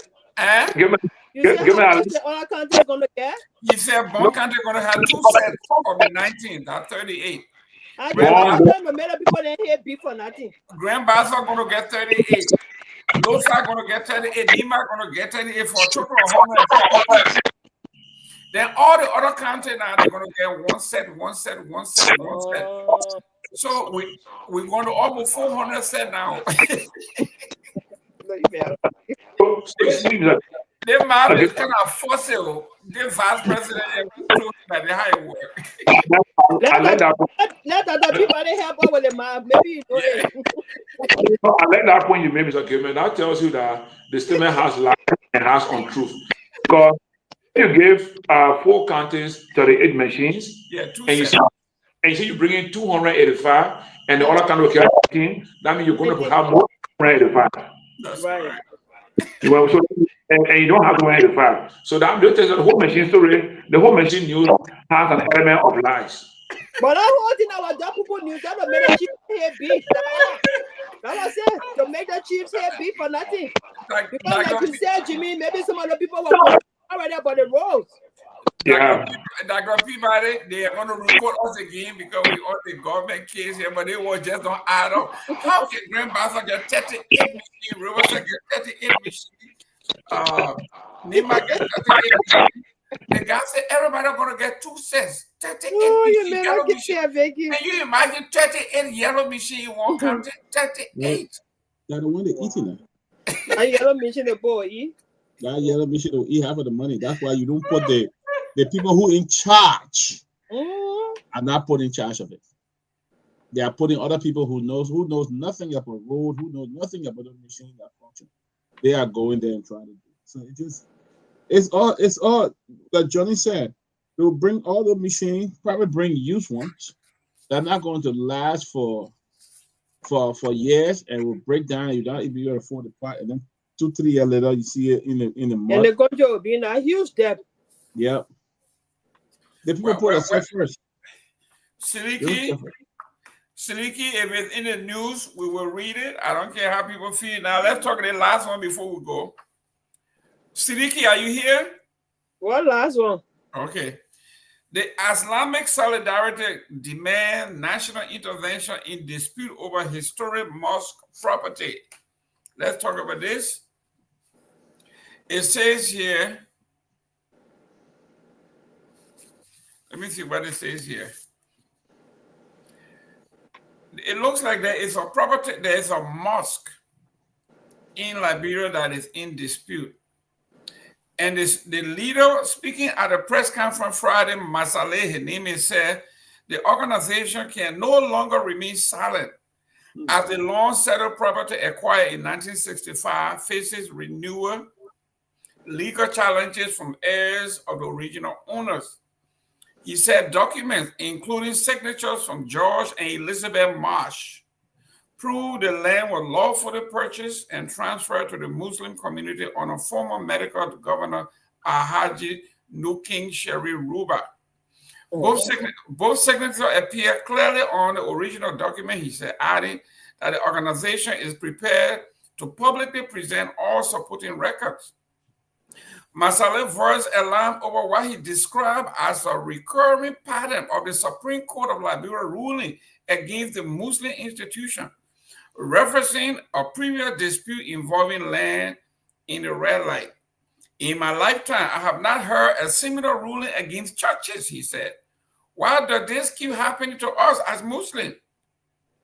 This deserves national attention. Seleke, here we go again. People are trying to put our country into chaos by putting Christians against Muslims. And this one is coming from the Muslims themselves, challenging the Supreme Court of Liberia, saying that the Supreme Court has a reputation for ruling against them and they are saying the Supreme Court should stop. They don't do this to Christian, they only do it to Muslim. Your take on this? Is that a new case or the same Yes, issue at Wheeler? It's another case. Oh, I don't know much about that. But here is the thing, though, Mr. Gayman. Whenever there's a case at the Supreme Court is the highest court in the land. You know, sometimes, you know, based on who the case go against, you feel like it was biased. You know, once a ruling doesn't favor you, you will always have that kind of feeling, you know. But at the end of the day, I just on the overall, including the real incident, I just want to share my own perspective about this as a Muslim and as a Mandingo. You know, for me, I want to condemn those who resisted the Supreme Court ruling. You know, because the real case was between two Muslim, two Mandingo. You know, the other man he was in the States, you know, and then he came back, met the mosque on his property, according to information, and then the banning court for a year. And then the Supreme Court ruled that the current occupant should turn the property over to the guy who came from the state. You know, and they've been resisting. So for me, I want to condemn that. You know, these are normal things that happen in Liberia. You know, most of the time people go to court because of land and different property issue, and they are always winner, they are always loser. So I don't see people trying to kind of make it up a religion and tribe and all of that. So I personally I want to condemn those who are resisting the Supreme Court ruling or the invasion, you know, order from the Supreme Court in Raleigh. I want to condemn that. Also, you know, the recent act that occurred in Raleigh too that caught you know, the attention of everybody, where we saw, you know, people who were not involved, you know, with the case, taking law into the hand to help the police. If the police go to invade or the court officers go to invade and people are resisting, the police should be able to call for backup. You know, they have the authority to do that. But you can't have independent you know, people who have nothing to do with the case throwing stone, you know, and then making all kinds of remarks. We don't want more Mandingo in the country, they should go back and all of that, you know. And the reason I'm not disappointed is because, you know, the people who are doing it, they're not normal people. These are Zogos. You know, because there is a thing though, I'm told some of them they were paid by the other Mandingo guy to go and help the police to attack the other people that are on the land.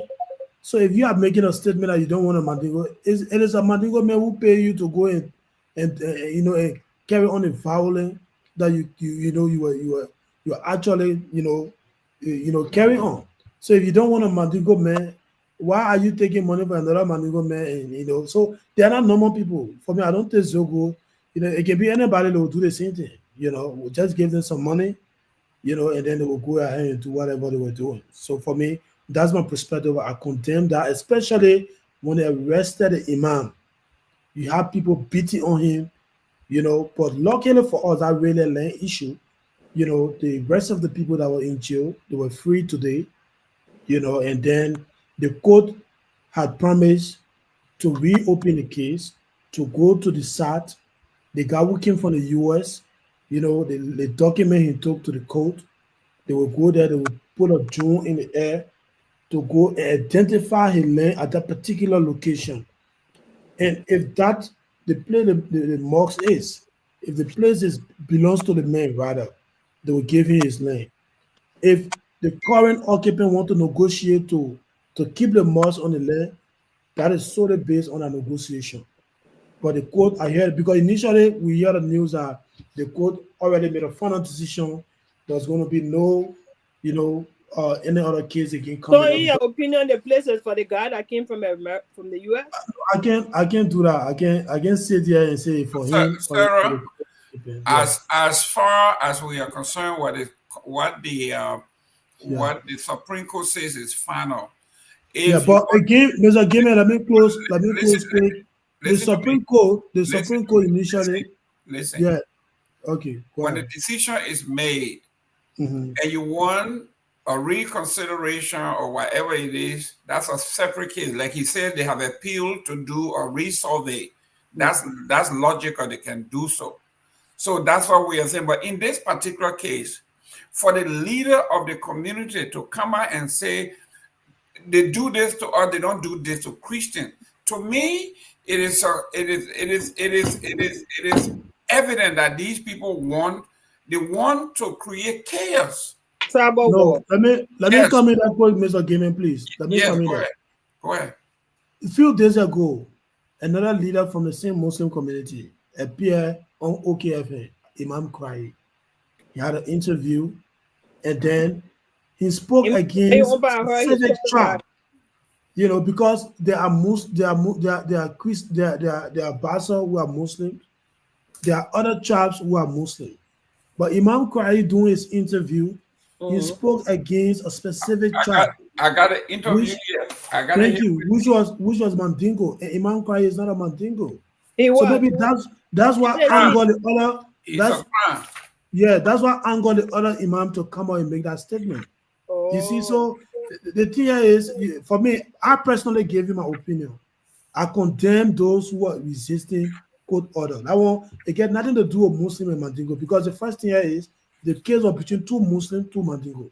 We are not talking about that case. We are talking about this particular case where. No, I'm not sure this is another case, Mr. Gayman. That's the only case.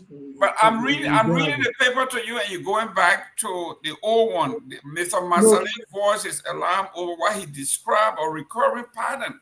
But Masale is referring to that other case that happened in real life. Masale is an Islamic leader. Listen, I am not referring to the red light case. This is a different case.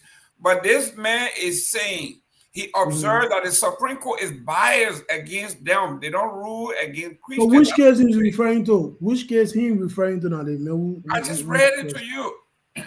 It says, speaking at a press conference Friday, Masale said the organization can no longer remain silent as the long settled property acquired in 1965 face renewal legal challenges from heirs of the original owner. This is not your case. This is a whole different case.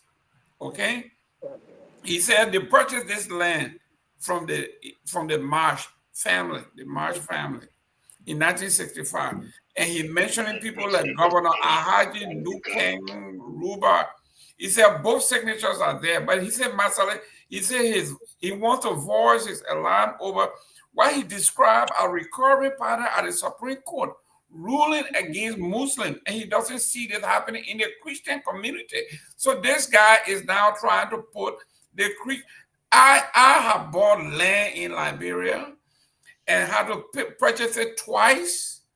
The former president, Ellen Johnson Sirleaf, saw the need for this to be settled, that he appointed Musa Ability to be land commissioner or something in Nimba to settle this dispute, another dispute. So this is a common thing in the country, people selling land to several folks. It has nothing to do with Christian versus Muslim. I don't know where he's coming from. Let me talk to the prelate, Dr. Peabody.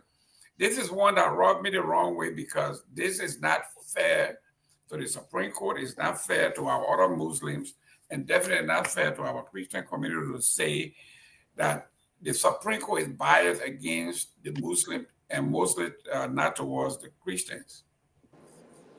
Look, I think, firstly, Mr. Gayman, the Muslim and the Christian have a very great relationship in Liberia. They have worked alongside the brothers and sisters of different faith, and we have not had those kind of things. I mean, it's based on some of these young generation who's looking for attention, and they will come up and do all these kind of things because they want attention and things like that. We don't have a religious divide in that country. We don't have a religious war going on. The people get along very well. Christians respect the Muslims. Muslims respect the holiday. And I think it needs to go like that. These kind of statements need to be discouraged. It needs to be condemned. at the highest level, because these are the things, especially with the young people that are coming in this generation. All they know is violence. All they're used to is violence. So if it's not condemned or nip in the bud, something it could create some kind of tension. But Christians and Muslims in Liberia don't have that problem like other groups have in different countries, like Nigeria and stuff. Christians and Muslims in Liberia work alongside. They don't have any issues. So I think those kind of statements need to be condemned at the highest level. Yeah.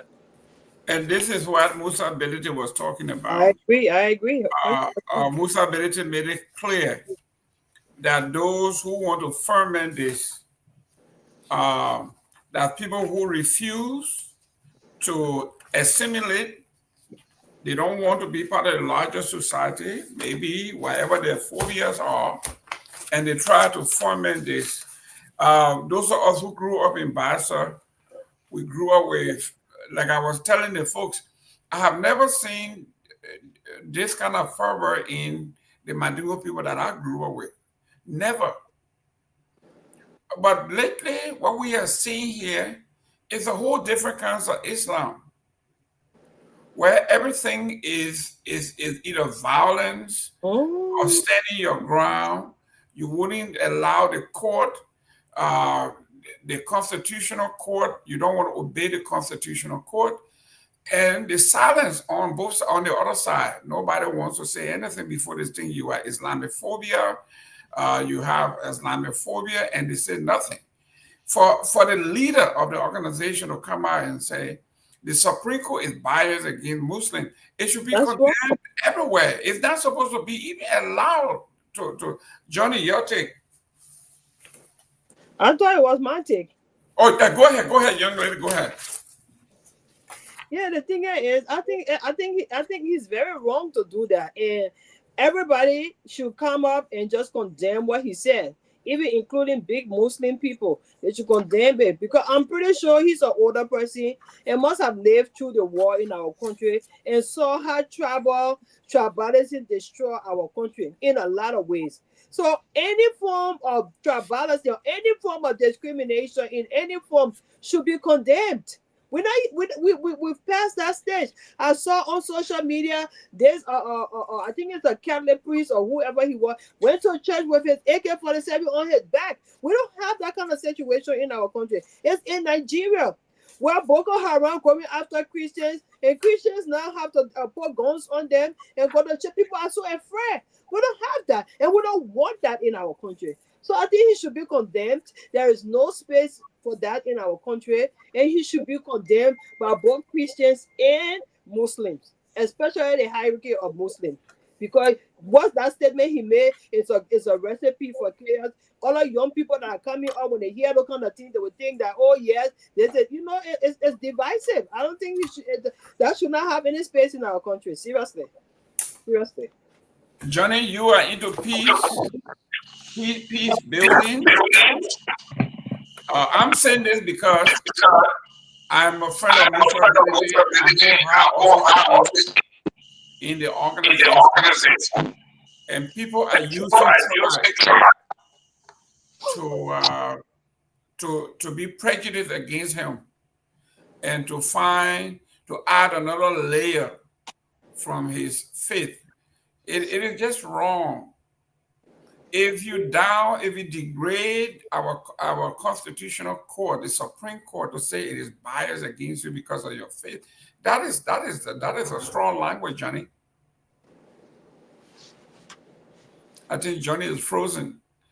And the Supreme Court is the highest, for him to say that, accusing the Supreme Court, that's wrong. Yeah, Johnny, I think you were influenced. Yeah, sorry. So I think from a peace perspective, the statement from that leader is uncalled for. It should not be encouraged in Liberia. We should know that religious intolerance or religious fight play some of the key role that led to our conflict taking so much long-term religion, tradition, and tribe. And it is just important to always seek advice and consultation before you come up. In Liberia, it's still being seen as a fragile state, even though some others disagree. But due to the kind of statements that come out, and when you put that in the metrics of peace and conflict analysis, it will start leading us to say, Liberia is a fragile state. The peace is not stable because we see people making statements that are tantamount to national conflict. Because, I mean, don't forget, I mean, religious conflict is very, very dangerous. I mean, I did some training with the United States Institute of Peace in interfaith conflict resolution and peace building. And it is highly indicated. Every nation, every society should do their best to not even encourage religious conflict. That is why we are concerned about Nigeria's situation with the Boko Haram that is taking so much action on total suffering and punishment of pain onto the Christian community and non-Christian communities in that part of Nigeria. So we asked our brother Masale, why I'm high and angry, he should come back and state that it was made out of some other system, but he apologized to the public because those things. Yeah, you need to retract that statement and move ahead. Because look, that's one thing I was missing way back in Liberia. It was difficult to see Muslim girls or females affiliating with non-Muslim boys or males. This time is happening. We can now see Muslim girls and non-Muslim boys interacting. And I always take the example of Sierra Leone. Sierra Leone, in my view, is one of the most peaceful countries. It has both Muslim and Christians living together. When I went to work in Sierra Leone, I realized that you see a family that the father is Muslim, the mother is Christian, and they have 3 children. So now you see 2 of the children go with the mother to the church and 1 go with the father to the mosque. There's no conflict, there's no issue in the family, right? So I think if we should learn from the example of Sierra Leone, it will help us as Liberians to maintain the current peace that we have. Religious conflict for Liberia, as a poor country, undeveloped country, it will not help us. It will just help to keep our head down into the sand, into the mud.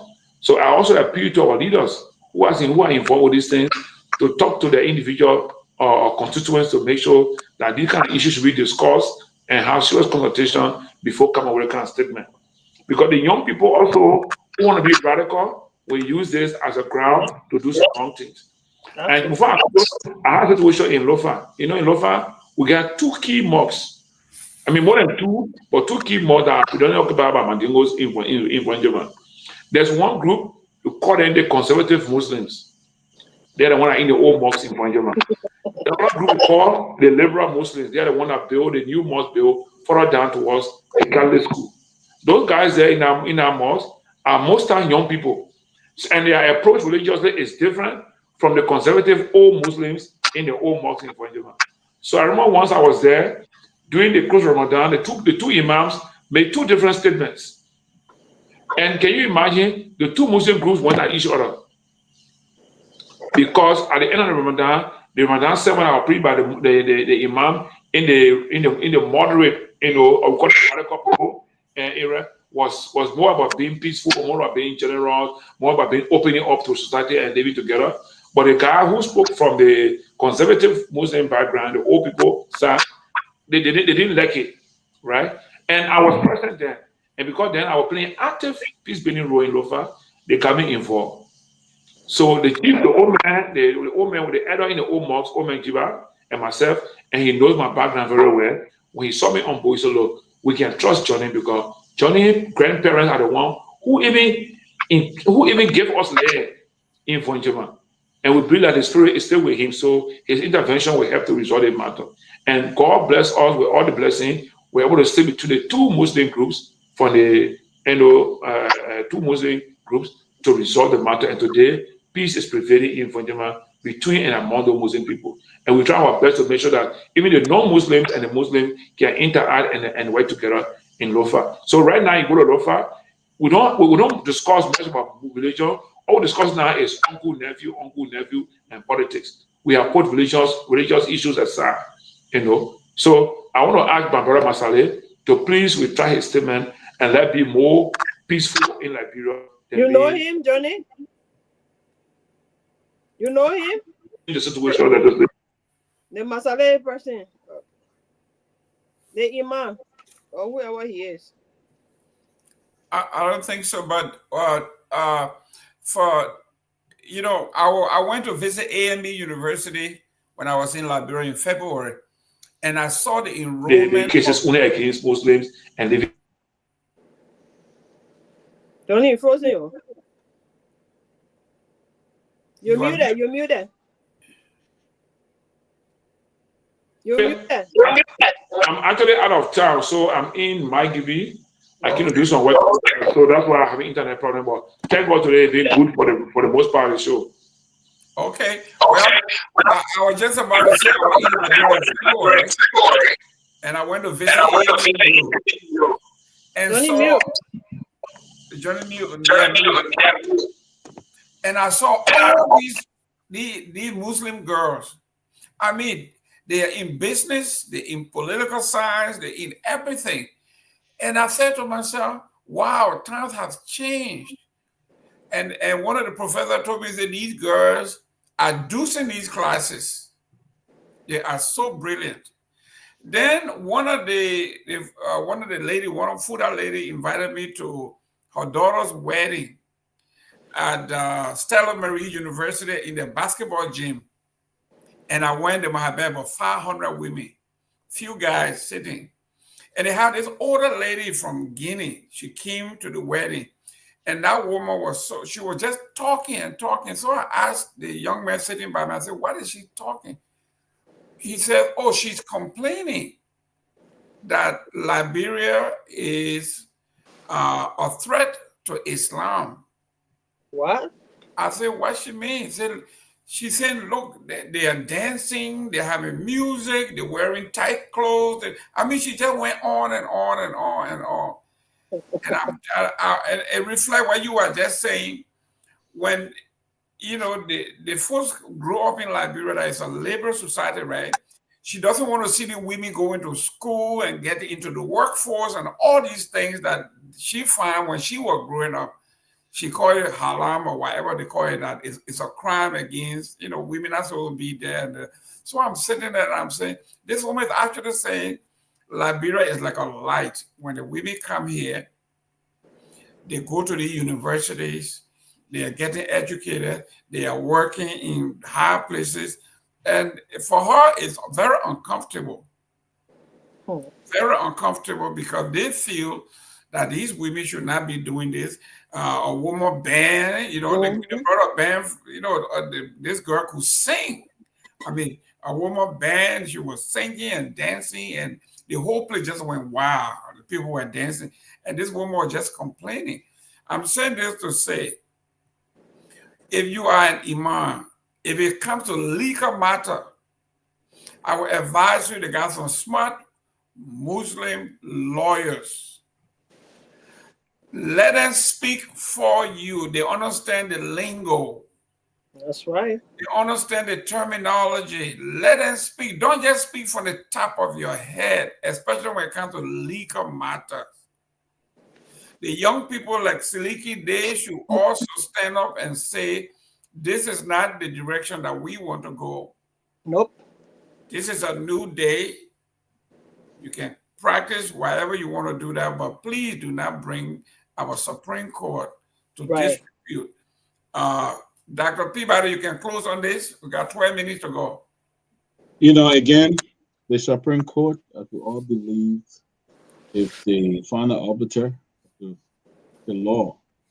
Yep. So I don't think when the Supreme Court ruled, even though in Liberia, sometimes Supreme Court ruled, you got justice minister then who can go interpret the ruling and all that kind of stuff, but but I think when it comes to religious, I think let us not go on that level. Let's respect the law. Yeah. And let's go by the law, but we shouldn't try to, because we didn't win the case, we're trying to drag it into a Christian and Muslim. I believe 100% Muslim and Christians get along very well in Liberia. And we shouldn't try to bring it. to prove anything. So respect the ruling of the Supreme Court, and just move forward. Just move forward. So on the Kofa, he felt that he couldn't do much. He resigned. And he left, even though he didn't feel that the ruling was in his favor because the executive kind of undermined it, but he left. And that's what we all should be doing. But we shouldn't use our religious stuff to bring it into this kind of thing. Christians and Muslims, we never had that kind of fight in Liberia. And it shouldn't be happening. Nobody should be. Every Muslim leader should condemn that. Every Christian leader, the Liberia Council of Churches that have both Council of Churches, and all of them, they have Muslims and all there. They should all get together and make a statement and condemn it. I think it makes sense. Thank you, sir. Great show tonight. Always. Thank you. Great. Seleke, you keep going in and out. Did you pay your bill? There you go. Seleke, the reason I brought you on this particular topic is in Liberia, we got a tendency, it's too sensitive, we don't want to talk about it. No. If it concerns Liberia, it concerns the future of the young folks, we should talk about it. It may be uncomfortable, but we have to discuss it. And I'm glad that we have a forum, Dr. Peabody. Thank you for giving us a forum where we can have this discussion. I know it's getting late in Kigali. Seleke, your closing comment. We got 10 minutes. Yeah, I think it was a great show. Again, thanks for moderating, Mr. Gayman. Again, to close on this issue, I don't support anybody, resisting court order. Whatever it is. Sometimes, especially court ruling, that's how it is. Once it's not in your favor, you will say the court, they are corrupt and all of that. But once it goes, in your direction, you will definitely not have an issue with it. So I know it hurt to kind of break down, your worship place. But again, resisting the law is not a solution. Yeah, for me personally, I had issue with that. And for the Imam to that make the statement that you just read, I don't think that was necessary. And sometimes too, people get different way of reacting, Mr. Gayman. And because people have different way of reacting, that doesn't make it to be good. And that's why all of us, we should have the balls to condemn whenever it's necessary. And for those who also, especially in a real case, that join the police to implement the function of the police. Seleke, don't say they join the police. The police sanction, the police allow it. You got to be honest and be fair. The police allow. Where in the world have you ever seen police allow people to go throw rag at other people and they stand in there? The police sanction the man, call spade a spade. The police sanction this stuff. Yeah, I saw the video actually. I felt like I watch it live. Yeah, they didn't have more men on the ground, so they felt those guys were Seleke, that's not true. They had the sheriff battalion there. Then they called for reinforcement. The reinforcement came with their hat and the helmet and everything else. And these people were over there throwing stone at the people. So don't say they didn't have enough. You gotta call spade or spade. The police the police was standing there like this, and the people are hurting other people. Yeah. When they arrested the man was in custody, in the police custody, and he sat there and the people were beating the man. Then you said I saw the video. Listen, man, that's it. Yeah, so again, there was wrong. I condemn that. But again, I'm glad that the Supreme Court reopened the case. And now going forward, even if those same guys, the people who are there now, if they lose, I think they will not resist again because everybody came up and condemned them, and that's it. Great show and always good to be here. Thank you, Mr. Gayman. Yeah, y'all like beating around the bush too much, man. Maybe that's why I'm not a politician. Johnny, you're closing. Seleke, you want to run for office? Thank you, Mr. Gayman, for presiding over this conversation, and let me appreciate Mr. Peabody and his team for establishing this platform. that is helping to keep Liberian people informed about what's happening in this country. And this platform provides the information on filter, unbiased, and it helps people to be informed about what is happening around them and help them to be informed decisions. And let me say the whole issue of religion, that's why I try not to get involved in any religious matter. Because in a society where illiteracy is high, illiteracy is high, people's mindset is so low. When you infuse religion, you are infusing conflict. Because then they will not have the objective mind to analyze between religion, society, and politics. And so they will start acting on religious things. And we see what they say religion is the opinion of the mind. These are things. We gotta be careful in Liberia. Because Liberia is a poor country. Our society is very much illiterate. We are uninformed. We are inexposed. You understand? And we see things, we don't even have the ability to even analyze things on Facebook or social media to know whether it is true or fake. We see everything, we believe it on social media. When I come to society, we have to be careful how to speak as leaders. So I encourage all religious leaders, whether Christians, Muslims, Baha'i, whatever confronts you, try to use the law and use the language that will come up with peace and stability in this country. And let me say finally in Loma, because I want to start speaking Loma at the end of every show when I come on. I don't know what I'm or crying or whatever. I'm saying Loma Giti, Tama Jono Kwebli, Kawa Kwebli, Domer, as a Kweba Fonjema, Tababahu. Kawana Ipe Usube, Karavani, as you know, Maka Nuyon or Yakanuago. Kawa Defa Woma, I will say, won't play, Ogazi and Nikusube, you pay that Kirigi Usri, Riganan Wole, or Mawse Urusogoma, Nekipesku Watama, Johnny. Kwebli Moniba Debe will say, oh, thank you. Well, whatever he said, we don't understand. So he could say he's speaking Loma or Mani, we don't know. As far as I'm concerned, but we just understand we don't know what he's saying. That's all. Listen, if we don't even know whether that Loma is saying, because we don't know. Sarah, take us out. All right, great show, Mr. Gayman, and like everyone said. I want to say thank you for being in the ground. Johnny, please, man, if you hold it in the ground, I just want to say thank you for that. Great show. I mean, everything we discuss here is all about our country and, making sure we all have the desire that our country will be at that place one of these days where we all want to see it to be and where we can all, move around freely. Our people can move around freely. We can brag about our country, to other countries. But at this point, we are not there yet. So we have to continue to talk and talk and talk and talk. And today happened to be one of those days. And to the VP's point, I saw he came out and made a statement with the drugs issue. I don't know whether it was a political spin or whatever it is, but at the end of the day, we hope that, whatever if the guy is involved, he will be held accountable for his actions. And, the law, because we know that United Party people, they don't like to respect the law anyway. They just like to, put up a front. But we hope that, they will be able to do the investigation and, come up with solutions. We don't want drugs all over our country. Our young people are coming up. They need to be guided. We need a real government that will show them the way. We don't want a drug-infested country.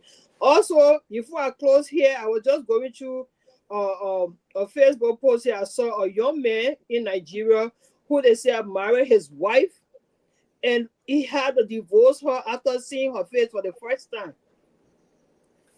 To tell you the truth, the picture looks horrible. But why would you marry a woman without seeing her face in real life before you even marry her? Because she had a makeup. Duh, it's horrible. Men out there, do not get carried away by filters and makeup.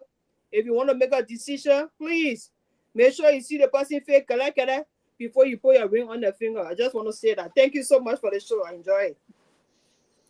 Listen, thank God I'm not in a dating scene anymore. But I want to see your real face in the morning when you wake up. Not at the club. Dr. Peabody close this show. Before we go tomorrow, we'll have the team from the Liberia Diaspora Committee.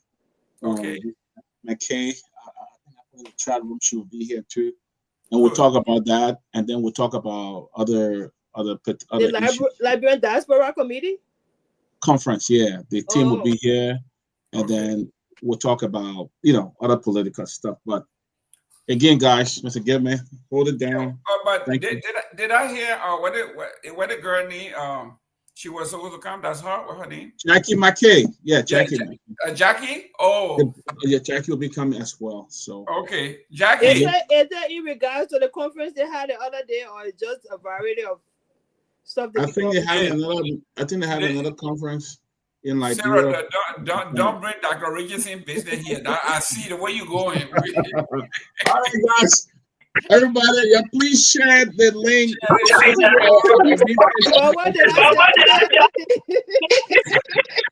All right, guys. Have a good night. Thank you, man. I will all right. So, Gayman, tomorrow I will join you tomorrow from Buchanan. I will join the show tomorrow from Buchanan, Gayman.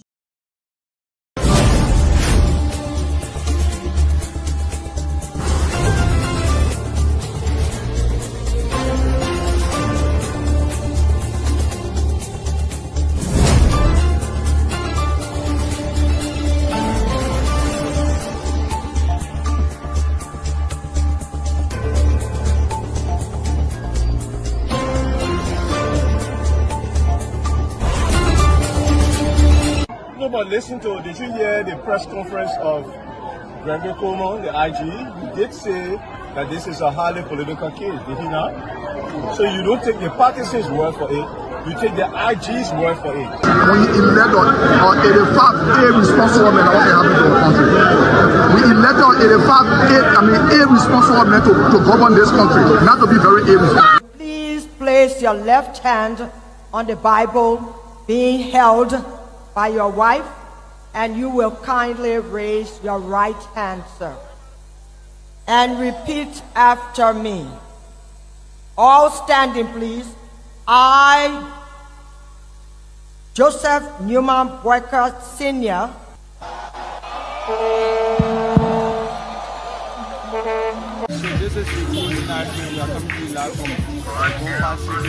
no secret now that your friend and former boss will be a candidate in 2029. With all of that you experience, all of that you know, and everything that you see unfolding in the country now, will you support him? Will you be part of the process? Will you give him the support? Do you think he can be a better president? So why you want to bring political Benin in it or not? Oh, but you political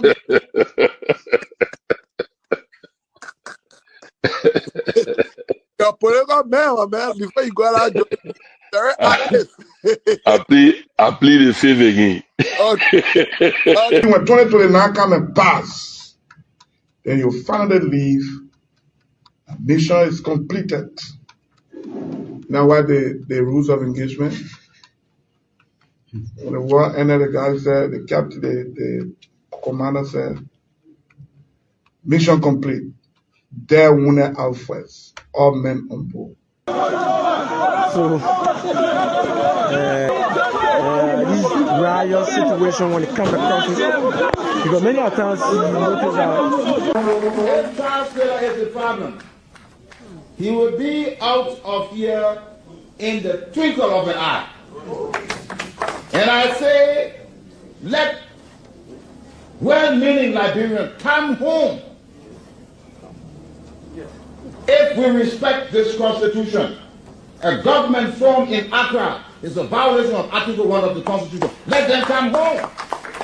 Let that government be formed in Monrovia. On the broadcast administration, we want to give the government of Liberia an ultimatum of 72 hours to provide a living ballot of the chairman of the Student Unification Party, or else there will be a catastrophic pneumonia in the Republic of Liberia. To arrest the chairman of the Student Unification Party, only because the government feel intimidated about the Vanguard Party advocacies. The government got capital road, small road, big road, all kinds of the place. I think the reason Joseph Baga will not do much because the old man, the papa is suffering. The papa loves the country, but he can't make it. The criminal there around him, they sophisticated than him. They are sophisticated criminals. So they can't make it.